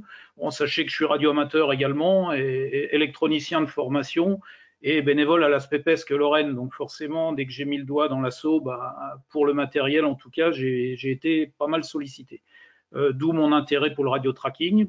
Et donc, c'est pour vous présenter ce petit récepteur que j'ai trouvé tout simplement parce qu'on s'est rendu compte que nos systèmes Wagner, qui sont équipés de Yaesu VR500, lâchaient tous, l'un derrière l'autre, les écrans, donc une faiblesse sur l'écran. Donc, ils prennent l'humidité, ils prennent des chocs aussi en radio-tracking. Et donc, tous nos VR500 étaient en train de nous lâcher. Et le coût d'un VR500 chez Wagner, c'est en gros 600 €. Enfin, ou d'un autre appareil équivalent, c'est 600 €, sachant que, comme l'a dit Quentin, la particularité du système Wagner, c'est qu'il alimente son ampli d'hominging via le câble antenne, ce qui fait qu'on ne peut pas acheter un VR500 sur eBay ou ailleurs. Il ne fonctionnerait pas puisqu'il n'y a pas l'alimentation qui sort sur la BNC. Voilà. Donc ça, c'était pour introduire. Donc je vais lancer mon PPS. Voilà. Donc, je suis allé un peu vite. J'ai cliqué 2 fois, excusez-moi. Voilà, donc j'ai trouvé, j'ai cherché un récepteur pas cher. Enfin, je cherchais un récepteur. Donc pour remplacer nos VR500, le problème c'est que le Jupiteru dont a parlé Quentin, utilisé en Belgique, est introuvable, même d'occasion sur eBay ou ailleurs. Et donc, je me suis mis à chercher des kits. Étant électronicien, je me suis dit que j'étais capable de monter un récepteur à condition qu'il soit en kit, on va dire. Et donc, j'ai commencé à chercher des kits et j'ai rien trouvé qui fonctionnait donc avec nos tags, puisque les récepteurs, ils doivent être BLU. Donc, je ne vais pas rentrer dans les détails. Sachez qu'un récepteur FM fonctionne très mal. Il va fonctionner sur nos tags à quelques centaines de mètres, voire à 1 ou 2 kilomètres. Mais voilà, on n'atteindra pas des distances correctes pour le radio tracking. Donc, il fallait que je trouve quelque chose de correct. Et puis, par hasard, un jour, je suis tombé sur le site de Brian, donc VK3YNG. VK3YNG, c'est son indicatif radio-amateur. C'est avant tout un radio-amateur qui est passionné de chasse au renard, on va dire. Alors, la chasse au renard, qu'est-ce que c'est? C'est une compétition de radio-amateurs. Donc, c'est une sorte de course d'orientation, on va dire, où il y a 5 balises de cachées dans la forêt, enfin dans la nature, et donc les gens doivent trouver ces 5 balises. Exactement comme une course d'orientation, à part que là, ils n'ont pas de carte, ils ont des antennes et des récepteurs radio. Donc Brian organise régulièrement des compétitions de chasse au renard pour les radioamateurs, et donc il a voulu créer un récepteur pas très cher, surtout pour une utilisation scout, puisque voilà, c'est un jeu qui est assez intéressant pour les scouts. D'ailleurs, si on pouvait les équiper chez nous, ça ferait des très bonnes formations pour nos futures campagnes de radiotrack. Donc, ce petit récepteur, initialement, donc, il est prévu pour les balises de détresse aviation, donc dans les 120 mégas. Et pour les complètes de radio amateurs, ils utilisent la bande 144-146. Donc, moi, j'ai contacté Brian en lui demandant si son récepteur était capable de couvrir notre bande donc compatible avec nos tags, donc 148, 152 pour rester dans la bande de fréquence du système Wagner. Donc il m'a répondu pas de problème, je regarde, j'essaye et je te tiens au courant. Donc bref, il m'a modifié les fréquences sur son appareil, donc il fonctionne très bien dans cette gamme de fréquences puisque moi je me suis équipé avec 2 appareils. Et puis gros avantage par rapport à d'autres Toki, d'autres récepteurs de track plus exactement, c'est qu'il est entièrement automatique, c'est-à-dire l'atténuateur est complètement automatique, quel que soit le niveau du signal reçu, qu'on ait un signal très très faible ou un signal beaucoup plus fort, l'atténuateur s'ajuste automatiquement de manière à ce qu'on ait toujours une réception optimale. Donc ça, c'est très très confortable. Donc, en plus, Brian l'avait équipé, ce récepteur, d'une fonction qui est vraiment formidable. Moi, j'ai complètement adhéré, je suis complètement conquis par cet appareil. C'est le Peak Extend Mode. Donc, en gros, quand on pointe notre antenne Yagi vers une balise, on va avoir un son qui est aigu. Dès qu'on s'éloigne de la balise, le son devient grave. Donc, on n'a même plus à regarder l'appareil. À l'oreille, on trouve la balise, mais en une fraction de seconde. Enfin, on trouve l'azimut de la balise, en tout cas, en une fraction de seconde, sans regarder l'appareil, sans chercher un niveau de signal. Et puis, vous avez les bips de nos balises sont tellement courtes que à l'oreille, on a un peu de mal à définir quand on varie l'azimut de notre antenne, on a du mal à entendre la variation de niveau sonore qui s'accompagne du désalignement. Et donc, du coup, cette fonction sur le VKN, le VK3, pardon, YNG, est vraiment formidable et très facile d'utilisation. C'était aussi prévu pour les scouts et avec cette fonction-là, c'est vraiment hyper facile de trouver un azimut. On ne peut pas se tromper, on a des précisions angulaires qui sont monstrueuses. Voilà. Donc sur cette diapo, donc on voit sur le petit crowbar donc un appareil monté sur une antenne. Hein, c'est pas dans ce cadre-là que j'utilise. Moi, j'utilise toujours mes antennes montées sur 2 toques de canne à pêche. Bon, ça, c'est la SPPS Lorraine qui fonctionne comme ça. J'ai été initié comme ça chez eux et c'est vrai qu'on gagne en gain. Plus on gagne en hauteur, pour revenir au diapo de Quentin, plus on prend de la hauteur et plus on a de gain et meilleur est le signal. Donc nous, systématiquement, on ne tient pas nos antennes à la main. Elles sont tenues sur 2 toques de canne à pêche. Donc là, sur notre photo, on voit que le VK, le récepteur australien, comme on va l'appeler, donc a modifié son atténuation. Le chiffre qu'on voit, le 2, là, ça veut dire qu'il a déjà 2 niveaux d'atténuation. Donc ça veut dire qu'a priori, le signal est reçu relativement fort et l'appareil a enclenché l'atténuation automatique déjà de 2 niveaux. Donc on a un affichage direct qui nous donne le niveau de réception en principe le niveau d'atténuation. Alors ça, c'est bien pratique, puisque ayant fait du radio-tracking avec les systèmes Wagner et le potentiomètre manuel, à qui c'est pas arrivé sur un homing de diminuer le gain, donc d'augmenter l'atténuation de manière à s'approcher de la bête, et puis après la bête s'envole et on repart, on essaye de la suivre, et bizarrement on n'a pas de signal parce qu'on a oublié de réaugmenter le gain. Avec cet appareil, c'est pas possible, c'est automatique. Voilà.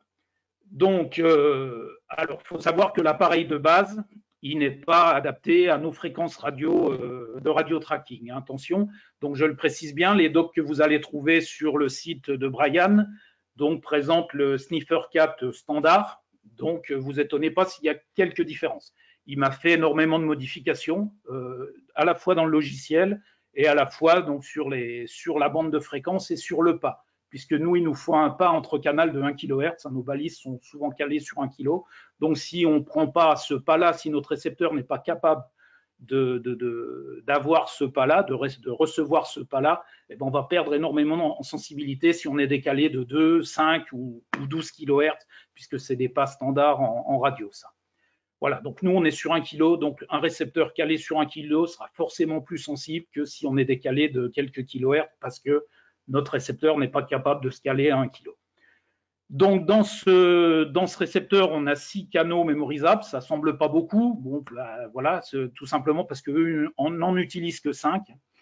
J'ai demandé à Brian s'il pouvait nous en mettre plus, quoique 6, c'est déjà pas mal. Hein, pour du radio-tracking, quand on a 6 bêtes à suivre, c'est déjà énorme. Je lui ai demandé une modification, puisque initialement, lui, il ne scanne pas les canaux n'étaient pas scannables. Donc, dans la version modifiée Kiro, on va dire, il m'a fait un scan automatique, donc ça permet automatiquement de scanner les 6 canaux. Alors, scanner les 6 canaux, c'est très pratique, mais nos bips étant très courts, je vais demander une pause de 10 secondes sur chaque canal. C'est-à-dire qu'on va changer de fréquence et on reste 10 secondes sur chaque fréquence de manière à pouvoir entendre les bips. Voilà, donc ça, si on a 6 bêtes, c'est très bien, mais si on veut en scanner que 2, l'appareil ne sait pas scanner que deux canaux. Donc, il va scanner les 6. Donc, moi, ce que je fais quand j'ai 2 bêtes à scanner, je vais mettre sur le canal 1, 3 et 5 une des fréquences. Sur le canal 2, 4 et 6, je vais mettre l'autre fréquence. Comme ça, j'alterne une fois sur 2 la fréquence de chaque bête. Alors, je reviens sur le Peak Extend Mode. Donc, c'est ce fameux mode spécial qui fait varier le son du bip en fonction de l'azimut de l'antenne. Et donc, voilà ce que ça donne. Donc, je vais le lancer depuis mon téléphone, puisque là, visiblement, tout à l'heure, il y avait des gens qui avaient des difficultés à l'entendre. Donc, je lance un son, vous allez entendre. Donc là, je suis aligné avec la balise. Là, j'ai tourné l'antenne de 45 degrés par rapport à la balise. Là, je reviens sur la balise et je vais tourner de 45 degrés dans l'autre sens. Vous allez entendre la variation.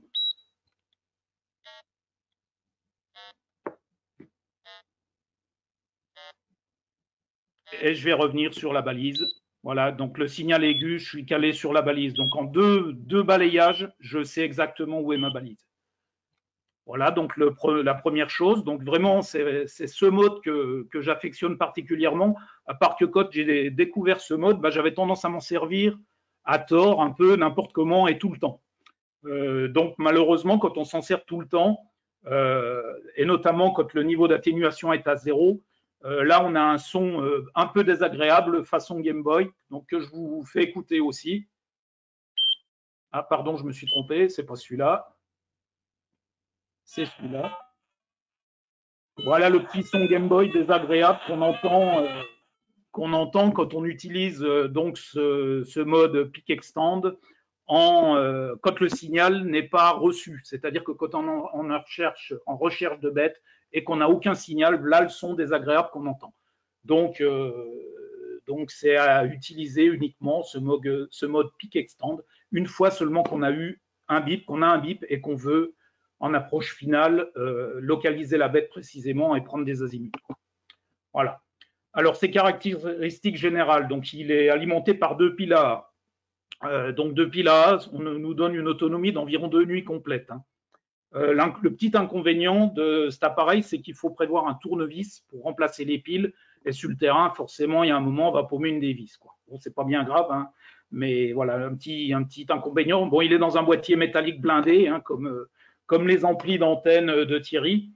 Voilà, c'est pour limiter les parasites et limiter surtout le signal qui pourrait arriver en direct à l'électronique. Tout le signal doit passer par l'antenne et pas par l'électronique, de manière à ne pas générer d'intermodulation. Donc j'ai demandé à Brian aussi qu'on puisse désactiver la mise hors tension automatique, puisque sur son appareil initial, on ne pouvait pas. Hein. Il avait prévu qu'au bout de 10 minutes, l'appareil se coupait pour économiser les piles, tout simplement, s'il n'y avait pas eu d'action sur le clavier ou s'il n'y avait pas eu de variation du niveau de réception. C'est-à-dire si l'atténuateur n'avait pas changé de niveau automatiquement, c'est que l'appareil a priori ne bougeait pas et qu'il était posé dans un coin, et donc au bout de 10 minutes, c'était coupé. Donc ça, je lui ai demandé qu'on puisse le dévalider. Oui. Bon, il va falloir t'accélérer un petit peu, parce qu'il y a encore Olivier derrière toi, il nous reste peu de temps. Merci à toi. Okay. Voilà. Donc, je défile un peu. Donc, je reviens sur le poids qui est important, puisque Thierry était bien intéressé par ce poids très léger, on va dire, de 170 grammes seulement, donc pour ses essais avions et drones. Hein. Et puis, le prix imbattable hein, de cet appareil, puisqu'il est environ de 200 €, frais de douane et port compris. Hein. Contrairement à ce que j'ai vu dans un de tes tableaux, Quentin, dans ton premier tableau, tu pourras corriger, là, 200 €, c'est bien frais de douane et port compris. Alors, donc, j'ai fait des tests comparatifs entre un système Wagner LVK3YNG avec l'antenne Wagner. Hein, il fallait que, pour faire des tests comparatifs, que je change que le récepteur et pas le reste. Et j'ai utilisé une balise holo-il, donc BC2A, qui fait 5 mW. Donc, conclusion, ces deux appareils sont quasi identiques, avec une toute petite plus-value, je dirais, pour le système Wagner qui arrive à choper des signaux hein, quand ils sont très très faibles. Parfois, je ne les ai pas, le Wagner les a, mais c'est vraiment infime et cette différence, elle est vraiment balayée par les avantages du Peak Extend par la suite, puisque lors de mes essais, on a atteint quand même 24 km à vue hein, avec la balise de test, que ce soit avec le récepteur Wagner ou avec le récepteur australien. Donc, ces résultats, ils ont été confirmés aussi en réel sur un tract de Petit Murin en Franche-Comté. Voilà, donc on va passer là-dessus. Je voulais vous donner des notions vous expliquer des notions de puissance. Et donc là, on voit que la balise holo-il fait 7 dB, enfin 5 milliwatts, pardon. 5 milliwatts, c'est énorme, ce n'est pas les balises qu'on utilise sur les bêtes. Hein. Les bêtes, on va plutôt être à moins 7 dB, de l'ordre de 300 microwatts devant 5 milliwatts. On est vraiment beaucoup plus faible. Et donc, forcément, si on utilise une balise plus faible, on va avoir une distance beaucoup plus faible. Sur le PPS que vous pourrez récupérer, j'ai mis des commentaires en dessous que vous pourrez lire. Et si vous avez des questions, n'hésitez pas à me les poser. En gros, j'ai essayé de vous initier un petit peu là avec cette diapo au dB, puisque c'est des dB qu'on utilise pour caractériser le gain des antennes, la sensibilité des récepteurs. Donc, voilà, s'il y a des questions, posez-moi-les, n'hésitez pas. Plusieurs options sont possibles sur l'appareil de Brian, donc notamment, je lui avais demandé une sortie pour pouvoir permettre de piloter soit un enregistreur, parce que moi, mon souhait, c'était de se dire cet appareil, il est tellement peu cher qu'on peut le mettre en point fixe, en statique, sur des points fixes. Et donc, en le reliant, donc cette sortie, en la reliant soit un enregistreur, on peut enregistrer les bits qui arrivent pour voir quelle bête ça pourrait être, sachant que quand il scanne les canaux, en plus, il donne le code de chaque canal, un code radio de chaque canal avant, de manière à ce qu'on puisse dire le bip, on l'a reçu sur telle ou telle fréquence, si on est en scan automatique, hein, et qu'on relie ça le lendemain, par exemple. On peut aussi l'associer à un petit appareil qui envoie une alerte SMS, ou LoRa, pourquoi pas.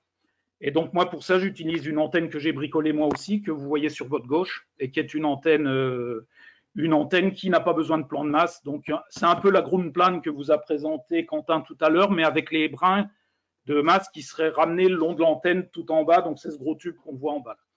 Et puis, j'accroche ça en haut après une branche grâce à un crochet un peu particulier que voici en action là. Donc, ce petit crochet particulier, là, on voit donc le fil électrique qui le relie à ma mangeoire, puisque c'est comme ça que j'accroche les mangeoires à oiseaux dans les arbres. Et là, sur le côté, cette petite tige qui dépasse nous permet, avec une tige creuse, de venir accrocher notre système antenne et récepteur en haut de la branche, ou notre mangeoire dans ce cadre-là. Voilà. une autre option possible, j'essaye d'accélérer, une autre option possible. Bruno, dernière diapo, Bruno, s'il te plaît. Hein. D'accord. Une autre option possible, là, on fera, enfin, je passe celle-là du coup. Donc, pour commander, donc, vous rendez sur le site de Brian, mais il faut bien respecter toutes ces spécifications. Il faut bien lui dire que c'est pour faire du radio tracking, que vous voulez la version logicielle modifiée Kiro et les fréquences qui vont bien, le pas entre canal qui doit être de 1 kg. Et donc, sinon, on peut aussi organiser, pourquoi pas, une commande groupée. Et donc, c'est pour ça que je vous ai mis mon adresse mail. S'il y a des gens qui seraient potentiellement intéressés par ce récepteur, on peut demander à Brian de nous en fabriquer une série. Voilà, je vous remercie de votre attention et donc je ne vais pas avoir le temps de chanter. Donc les déménageurs, je suis une chauve-souris, si j'ai bien compris.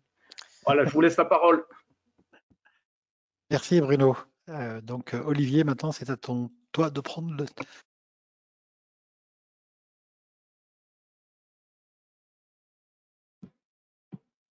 Alors, est-ce que ça marche? C'est bon? Ouais, c'est tout bon. Olivier, tu es reçu son et image, vas-y. Ok, alors du coup, donc c'était magnifique, Bruno, merci beaucoup. Et donc les antennes, en fait, pour les récepteurs, ça sert à rien puisque maintenant on a du GPS. Allez, c'est parti. Donc, je rigole, hein, évidemment, c'est des GPS. On va donc faire un petit point très rapide. J'aimerais bien qu'on ait un peu de temps pour les questions, donc je vais faire très vite. J'ai qu'une petite dizaine de diapos, mais donc je vais essayer de les passer vite. La technologie GPS, en fait, on en entend parler en France depuis 3-4 ans, mais alors je n'ai pas fait la biblio, mais on sait qu'en tout cas, Yossi Yovel à Tel Aviv on a posé déjà depuis 2012, donc ça fait quasiment maintenant une dizaine d'années, sur les chauves-souris, mais sur des espèces plus grosses, hein, les rhinopommes, avec des puces qui faisaient 3,8 grammes, qui avaient donc un GPS, mais aussi un beacon, donc ça c'est le VHF, c'est le signal qu'on peut récupérer avec l'antenne et le récepteur de Bruno, et un détecteur, et il était associé avec un développeur avec technique, Alexander Schwartz. En France, j'ai pas non plus j'ai surtout pris les choses qu'on a fait nous de notre côté avec l'ONF et le groupe Kiro.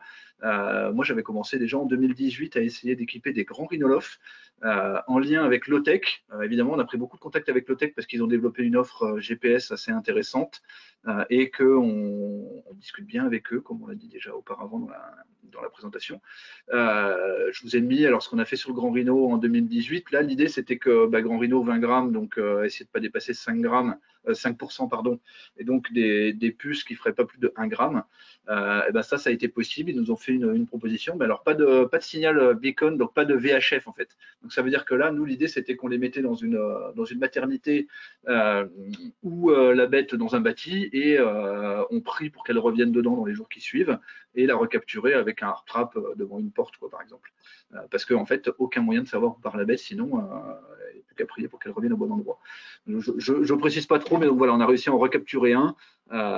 Et à droite, j'ai mis 2-3 exemples, et je vais aller un peu plus vite, parce qu'on n'aura pas le temps sinon. Et donc, du coup, depuis, ce qui se fait beaucoup, et ce pourquoi on en entend beaucoup parler des GPS cette année, c'est qu'évidemment, on peut le mettre actuellement sur les bêtes les plus grosses qu'on a en métropole, et donc la grande noctule en particulier. La noctule commune pourrait également convenir, mais voilà. Donc grande noctule, on a ce que Lotech propose, donc les Pinpod 50 Beacon Swift. Ça, c'est GPS et émetteur émission d'un signal VHF. Donc vous voyez qu'il y a deux antennes. Il y a une petite antenne, je pense, pour la captation des signaux des satellites, et une autre antenne pour le beacon. Et donc vous voyez ce que ça donne sur une grande noctule, donc des puces qui font à peu près 2,4 grammes.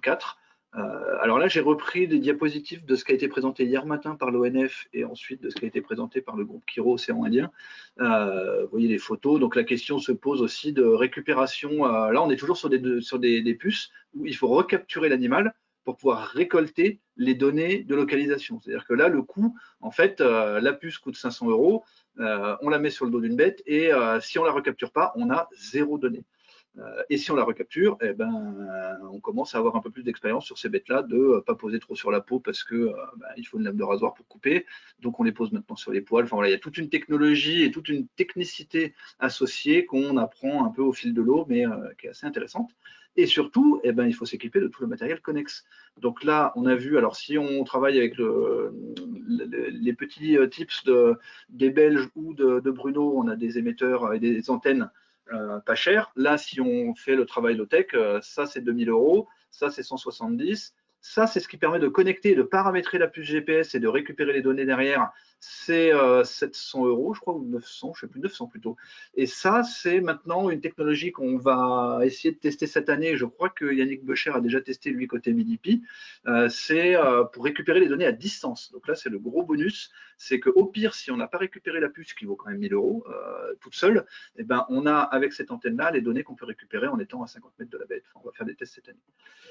Comme on l'a déjà dit aussi, sur des gammes de fréquences supérieures, donc dans les 400 000 MHz, c'est pas 150 000 comme on a actuellement, c'est ce que Quentin a appelé les UHF, je crois, ça doit être les ultra hautes fréquences.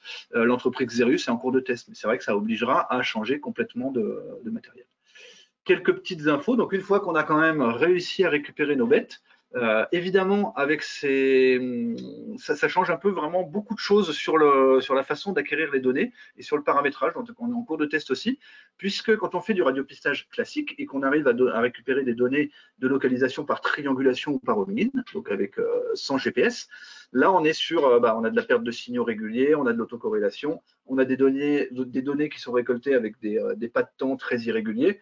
Là, maintenant qu'on a des GPS, en fait, on change complètement de braquet et on se rend compte que le mieux pour faire de la dynamique et de l'évolution, toutes les modélisations de trajectoires de vol, de domaines vitaux et de beaucoup d'autres choses, d'accélération, tout ça, il nous faudrait des pas de temps beaucoup plus courts. Donc, en fait, l'idéal, ce serait d'avoir des données qui sont récoltées et qui sont prises en déplacement toutes les quasiment 30 secondes, ce serait bien. Et du coup, la pile est assez sollicitée et on est sur des puces de 2,4 grammes, donc des choses qui… c'est en cours de calage. Nous, on avait fait des premiers essais, là, c'est en Ariège. On avait mis 5 à 8 minutes entre chaque localisation. Et on avait aussi utilisé des données d'accéléromètre, comme je le précise après. Bon, je vais passer là sur les altitudes de vol. On a aussi les altitudes de vol qui sont intéressantes. Et donc, les données d'accélération, ça, c'est des données qui sont prises en plus. Ça coûte pas cher de les prendre au niveau batterie. Par contre, ça coûte beaucoup de place sur le stockage des données sur la puce. Et donc, je passe un peu vite, mais en gros, on arrive à récupérer des données qui nous permettent de savoir si la bête, là, vous avez en bas, en noir, toutes les secondes quasiment, on peut prendre quasiment 10 données par seconde de ces données d'accéléromètre pour savoir si la bête bouge beaucoup, donc là, bouge beaucoup, c'est tout en haut, bouge moyennement ou bouge pas du tout. Et on arrive à recorréler ça avec des comportements en fait dans la nuit et les remettre en lien avec les prises de données GPS qu'on a. Donc là, par exemple, vous avez sur ce tableau-là, les points verts en bas, c'est les tentatives de prise de GPS qui ont avorté. Donc la plupart du temps, c'est que la bête était dans le gîte. Et en rouge, la courbe rouge, c'est les données d'accéléromètre et qu'on retranscrit ici avec les couleurs en bas. Et donc, vous voyez que là, les données d'accéléromètre, vous avez les points verts, elle est au gîte et elle ne bouge quasiment pas. Ensuite, elle sort du gîte et on a plein de types de comportements différents en fonction de l'accéléromètre. Et on a aussi des données GPS. Et là, elle est re-rentrée au gîte. Mais vous voyez que la bête, dans la nuit, elle continue à bouger parce qu'on a les données d'accéléromètre. Donc, en gros, elle est active dans le gîte, mais elle ne bouge pas en dehors du gîte. Donc ça, c'est une première donnée qu'on a pris, nous, sur des grandes noctules. Mais j'ai également récupéré des données, des diapositives du groupe Kiro Océan Indien, où eux, évidemment, ils ont la chance d'avoir des bêtes beaucoup plus grosses parce que c'est sur des roussettes. Donc, ils ont des colliers émetteurs beaucoup plus gros aussi. Et alors là, ils ont récupéré, eux, des données plus complètes d'accéléromètre. Donc, ils ont les données X, Y et Z de l'accélération, en gros, du mouvement de la bête dans les 3 dimensions, dans les 3 axes de l'espace, alors que pour les puces qu'on a, nous, avec l'OTEC, pour la grande noctule, qui sont plus petites, on a un proxy, en fait, on a une valeur synthétique qui est stockée, et on n'a pas les 3 valeurs X, Y et Z. Donc, eux, ils ont ça, probablement grâce à des émetteurs un peu différents de la marque Nilsar. Et vous voyez que ça leur permet, suite à des opérations un peu complexes de modélisation et de calcul sous R, de retranscrire quasiment, là, ce qu'on voit, les oscillations là, c'est les battements d'ailes de la bête. Et ils arrivent à recalibrer ça sur des nuages, en gros, qui leur permettent, en fonction des données de X, Y et Z de leur accéléromètre, de dire qu'ils ont en rouge une bête qui est en plein vol, En jaune, une bête qui est en plein repos, qui fait vraiment rien. Et tout le reste, c'est relève de la tête, repli de la tête vers le ventre, activité modérée en suspension dans l'arbre ou activité plus intense. Et en fonction de ça, ils vont recalibrer toutes les données GPS réattribuer toutes les données GPS avec un comportement de mouvement très local qui leur permet de faire des analyses très très fines pour savoir si la bête elle est en vol actif, elle est posée, est-ce qu'elle est posée de façon active pour manger des fruits sur les arbres ou pas du tout, est-ce qu'elle est en repos. Et ça, on pourrait l'imaginer probablement, nous, avec nos données déjà qu'on a sur la grande noctule, on peut déjà faire des choses, parce qu'on a déjà calibré ça sur 5 ou 6 niveaux de mouvement qui nous permettent de savoir si la bête est en vol plutôt plané, en vol actif, ou actif au gîte ou pas actif au gîte, et remettre ça en lien avec les données de GPS. Donc vous voyez qu'on en est vraiment au balbutiement.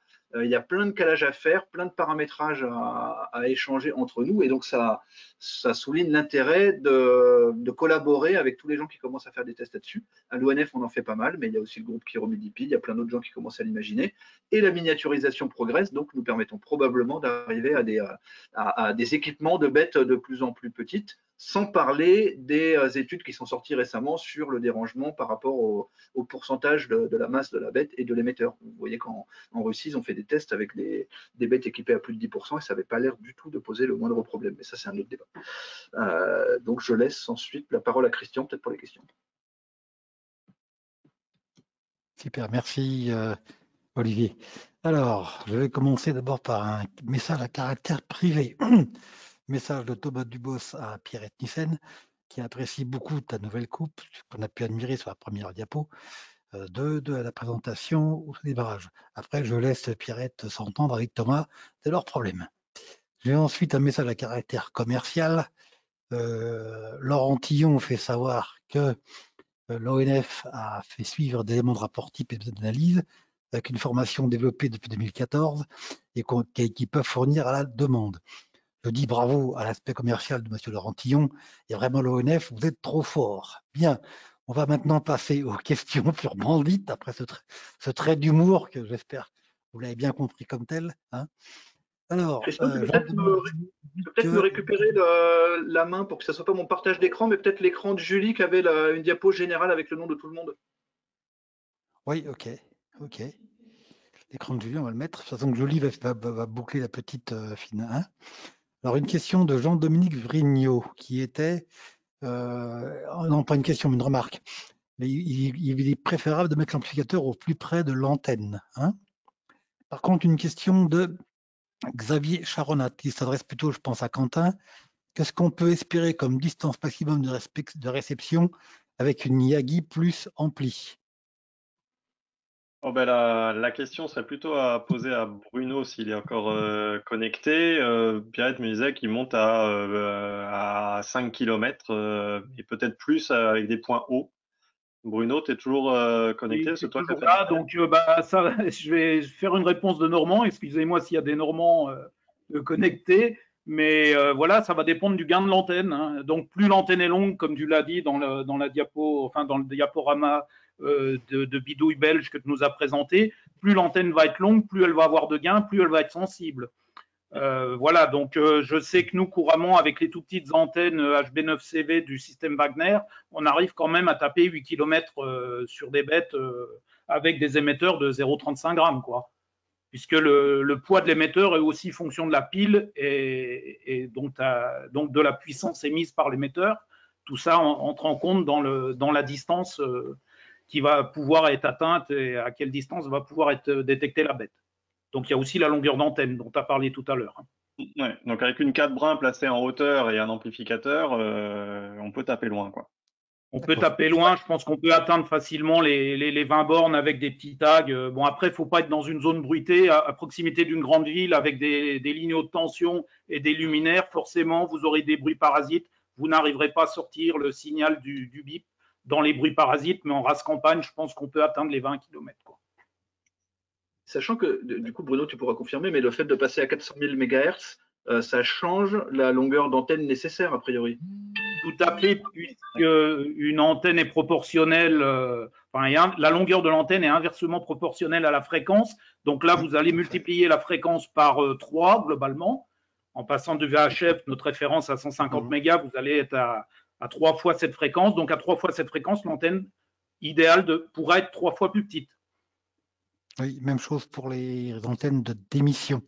Là, vous parlez d'antennes de réception, et surtout d'antennes d'émission où effectivement, on peut diviser par 3 la longueur adéquate à poser sur la ligne. Alors, une petite remarque concernant le récepteur que j'ai présenté, la version UHF existe. Hein. Bon. Alors, ensuite, il y avait une remarque de Thomas Dubos, mais qui, en fait, vous avez en partie répondu. Il pose la question, est-ce que le radiopistage ne va pas devenir obsolète avec la miniaturisation des balises GPS? Il le regrette d'ailleurs. Hein.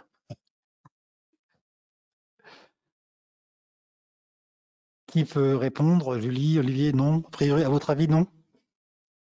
Moi, je pense pas. Hein. Après, je suis peut-être pas la mieux placée pour répondre à cette question, mais je pense pas. Déjà, il faut voir jusqu'où ça va aller en miniaturisation, mais je pense pas qu'on ira jusqu'à équiper des toutes petites bêtes. Et les objectifs sont différents. Et puis, moi, je me suis souvent posé cette question de quel est l'avenir du radiopistage. Et c'est aussi pour ça que des fois, j'avais du mal à m'investir parce que plus ça allait, plus on me disait, mais le radiopistage, on s'en servira pas. Puis finalement, quand on discute avec les gens, rien que pour la recherche de gîtes, le coût que ça occasionne, le GPS par rapport au radiopistage, ça n'a rien à voir. Donc peut-être pour des programmes un peu longs où on veut vraiment aller sur la qualité de l'habitat, etc., le GPS, oui, c'est une très bonne approche. Si c'est juste pour rechercher du gîte, le radiopistage a encore tout son intérêt. Puis il y a des gros efforts de miniaturisation à faire parce que pour le moment, le GPS est couplé au radiopistage. Hein. On voit bien qu'il y a des beacons posés sur les GPS parce qu'il faut récupérer les données. Donc de toute façon, pour le moment, on s'en passe pas, quoi. Oui, et puis l'OTEC, je leur ai posé la question à l'OTEC. En gros, c'est la même batterie qui alimente le beacon, le GPS et actuellement là, le VHF qui va permettre de récupérer les données à distance. Et là, on en est, nous, on va faire des tests cette année, mais on va essayer de réduire le temps, le pas de temps entre deux prises de données GPS. Mais on va probablement être bloqué parce que si on utilise complètement la pile du GPS au bout de 2 nuits et qu'on n'a pas récupéré la bête, on a tout perdu et on a perdu 1000 balles plus le fait d'avoir des antennes. Enfin, ça devient vite très très cher. Et l'utilisation des données aussi, là c'est encore du coup le lien avec ce qu'on disait avec Julie avant sur la formation et l'analyse de données. L'analyse de données, elle n'est pas plus simple, mais alors pas du tout, hein, sur la façon d'interpréter les données. Hein. Pas de se couper. Oui, je complète là-dessus. C'est vrai que c'est quelque chose qu'on n'a pas du tout abordé dans les PowerPoint avec Quentin, mais parce qu'on s'est concentré sur la boîte à outils, sur le côté technique, mais il y a cette volonté aussi d'organiser une formation en nous basant sur des formations qui existent déjà. Il y en a notamment au réseau mammifère de l'ONF. Les Bretons en ont déjà fait. Donc c'est aussi formaliser un petit peu tout ce qu'on aura choisi, un petit peu comme harmonisation et d'en faire une formation. Ok. Alors Loïc Salin s'inquiète par rapport à ce qu'a présenté dans nos discours sur le petit système VKY, etc. Il lui semble que l'écran est très sommaire, a priori qu'un seul chiffre. Et est-ce que ce serait pas trop galère à paramétrer avec des risques de règlement facile par les stagiaires ENCO? Est-ce qu'il peut rassurer Loïc sur le fait que sinon c'est très facile ou pas? C'est relativement facile à saisir une fréquence et après il n'y a pas beaucoup d'autres choses à faire. Sachant qu'il a été conçu pour des scouts aussi, je l'ai dit tout à l'heure, hein, et donc il est d'une conception très simple. Alors il n'y a qu'un seul affichage, certes, mais dès qu'on appuie sur un canal, la fréquence, il va nous l'afficher en défilant les 4 derniers chiffres. C'est sûr que c'est pas très ergonomique, mais voilà quoi, ça a été conçu comme ça. Et l'afficheur, de toute façon, son intérêt principal, c'est de voir le niveau de réception qui va varier de 0 à 9. Donc, est-ce qu'on a besoin d'avoir en permanence la fréquence affichée? J'en suis pas persuadé, quoi. Et sachez qu'il est aussi bridable. On peut empêcher toute fausse manip en bloquant le clavier, quoi, en bloquant certaines fonctionnalités au clavier. Je rajouterais pour répondre à cette question-là que en fait on travaille, c'est souvent des bénévoles dans lesquels on met le main du matériel, on leur met le matériel dans les mains et d'avoir des ustensiles faciles à utiliser, c'est plutôt pas mal parce que si on prend le système Wagner là à configurer, c'est quand même hyper compliqué et de nuit sur le terrain à la frontale, ça peut devenir emmerdant d'avoir quelque chose qui est trop complexe, quoi. Bon, le Wagner, c'est clair. On n'ira pas le répéter au scout, comme quoi. Bon, passons. C'est aussi un trait d'humour. Hein, passons. Dans les deux questions qui concernent l'accéléromètre posé par Lénaïque Roussel, l'autonomie, si on prend des mesures toutes les minutes, Et quel est l'intérêt des accéléromètres, hormis montrer l'activité en gîte? Mais je crois que tu y as en partie répondu, Olivier. Par contre, la question autonomie. Mais en fait, oui, l'accéléromètre, nous, au départ, on l'avait paramétré, on l'avait utilisé. Alors, ça a pris du temps et c'est un peu test, hein, parce qu'effectivement, j'ai pas eu le temps de vraiment développer, mais l'accéléromètre, donc c'est des petites billes au bout d'un ressort et dans les 3 directions de l'espace. Donc en fait, l'idée c'est que si la bête va dans un sens, il y a une pression et la petite bille recule un peu. Et ça, c'est cette mesure-là qui est prise. Donc dans les X, dans les Y, dans les Z. Et il y a un proxy qui s'appelle l'ODBA, qui est une valeur synthétique de ces trois composantes. Et donc, ça, c'est très facile, ça ne coûte rien à l'appareil de l'enregistrer, enfin, en tout cas, de prendre la donnée. La valeur, elle est automatique, c'est-à-dire que le truc est calculé automatiquement sur la petite puce. Ce qui était très intéressant, nous, quand on l'a fait au départ, c'était qu'on voulait économiser de la batterie. Or, la prise de mesure de GPS, c'est ça qui prend vachement de temps, en fait, qui prend beaucoup d'énergie, c'est d'aller chercher les satellites et de prendre une mesure de localisation. Ça, c'est ce qui coûte de la batterie. Or, les puces sont paramétrables et on peut avoir 2 niveaux de déplacement, ou en fait 2 niveaux de paramétrage. Le niveau de paramétrage GPS, faible mobilité de la bête, et donc en fait accéléromètre en dessous d'une certaine valeur. Là, on va prendre par exemple une mesure toutes les 2 heures. On sait que la bête, elle est dans le gîte, a priori, parce que de toute façon, elle ne bouge pas, donc elle ne peut pas être en train de voler. Le niveau d'accéléromètre est très bas, et donc on est en dessous d'un certain seuil, on prend une valeur toutes les 2 heures. Donc là, on économise de la batterie. Et dès que la bête se met à bouger, là, on a une valeur de dBA, on passe au-dessus, et on passe en paramétrage, prise de mesure GPS toutes les minutes.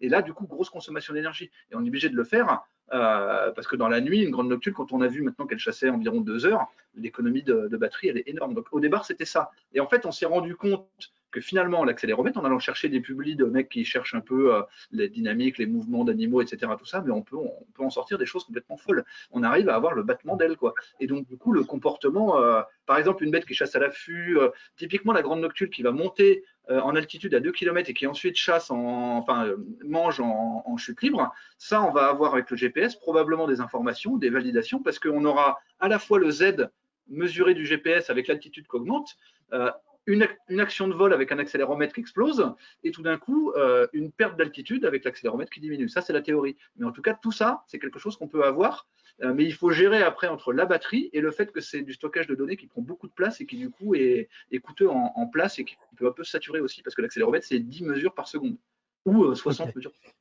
Ok, alors, petite dernière question, mais presque bon. Rapide, hein. Est-ce que le GPS peut faire des mesures de localisation toutes les 5 ou 10 secondes? Est-ce qu'on peut le paramétrer à ce temps-là? Alors là, on est avec Lotech. Lotech, on voulait faire toutes les 30 secondes et il vient de me répondre, là, j'ai le mail il y a 2 jours, que le minimum, c'est 2 minutes. Donc là, on est un peu dégoûté. On peut même pas faire 30 secondes, en fait, actuellement. Mais on se pose la question parce que tout ça, c'est à paramétrer sur le logiciel. Enfin, donc il va falloir qu'on creuse ça cette année. Mais 30 secondes, déjà, on n'est pas sûr de pouvoir le faire. Après, il y a d'autres outils, il y a probablement d'autres boîtes. Il faudra voir avec Xerius, tout ça, c'est des choses. Et c'est aussi des choses qu'on peut discuter avec les gars de Lotech pour leur dire, bah, nous, on a un problème, on aimerait descendre. Et je pense que c'est paramétrable dans les années à venir, quoi. Mais donc 10 secondes actuellement, non, pas avec le Lotech. Ok, merci Olivier. Alors, Denis, tu vas reprendre la main, que je tombe bien parce que Sébastien Rouet a relancé la question d'une formation radiopistage pour organiser les pratiques, organisée par MNHN, CCN, etc. Tu vas, je pense, en parler. Oui, bah non, mais je remercie tous les intervenants et puis merci à tous ceux qui ont pu participer à cet atelier. On aurait vraiment aimé et préféré le faire en présentiel pour vous montrer du matériel et tout ça. Mais bon, voilà, je pense qu'on s'en est quand même bien sorti. J'ai même réussi à faire une petite erreur dans mon nom dans la dernière slide, c'est parfait. Mais merci à tous et puis au plaisir de recevoir des messages de votre part pour participer à tout ce travail. Et voilà, c'est quelque chose de collaboratif. Donc, n'hésitez pas, on attend les bonnes volontés. Ok, bah merci. C'est nous qui vous remercions en tout cas pour tout le monde, aussi bien les écoutants que les participants que les intervenants, pour ces presque 2 heures d'animation pour tout. Merci Christian. Oui, merci beaucoup. Merci à tous, au revoir. Merci Christian, ouais. Merci à tous.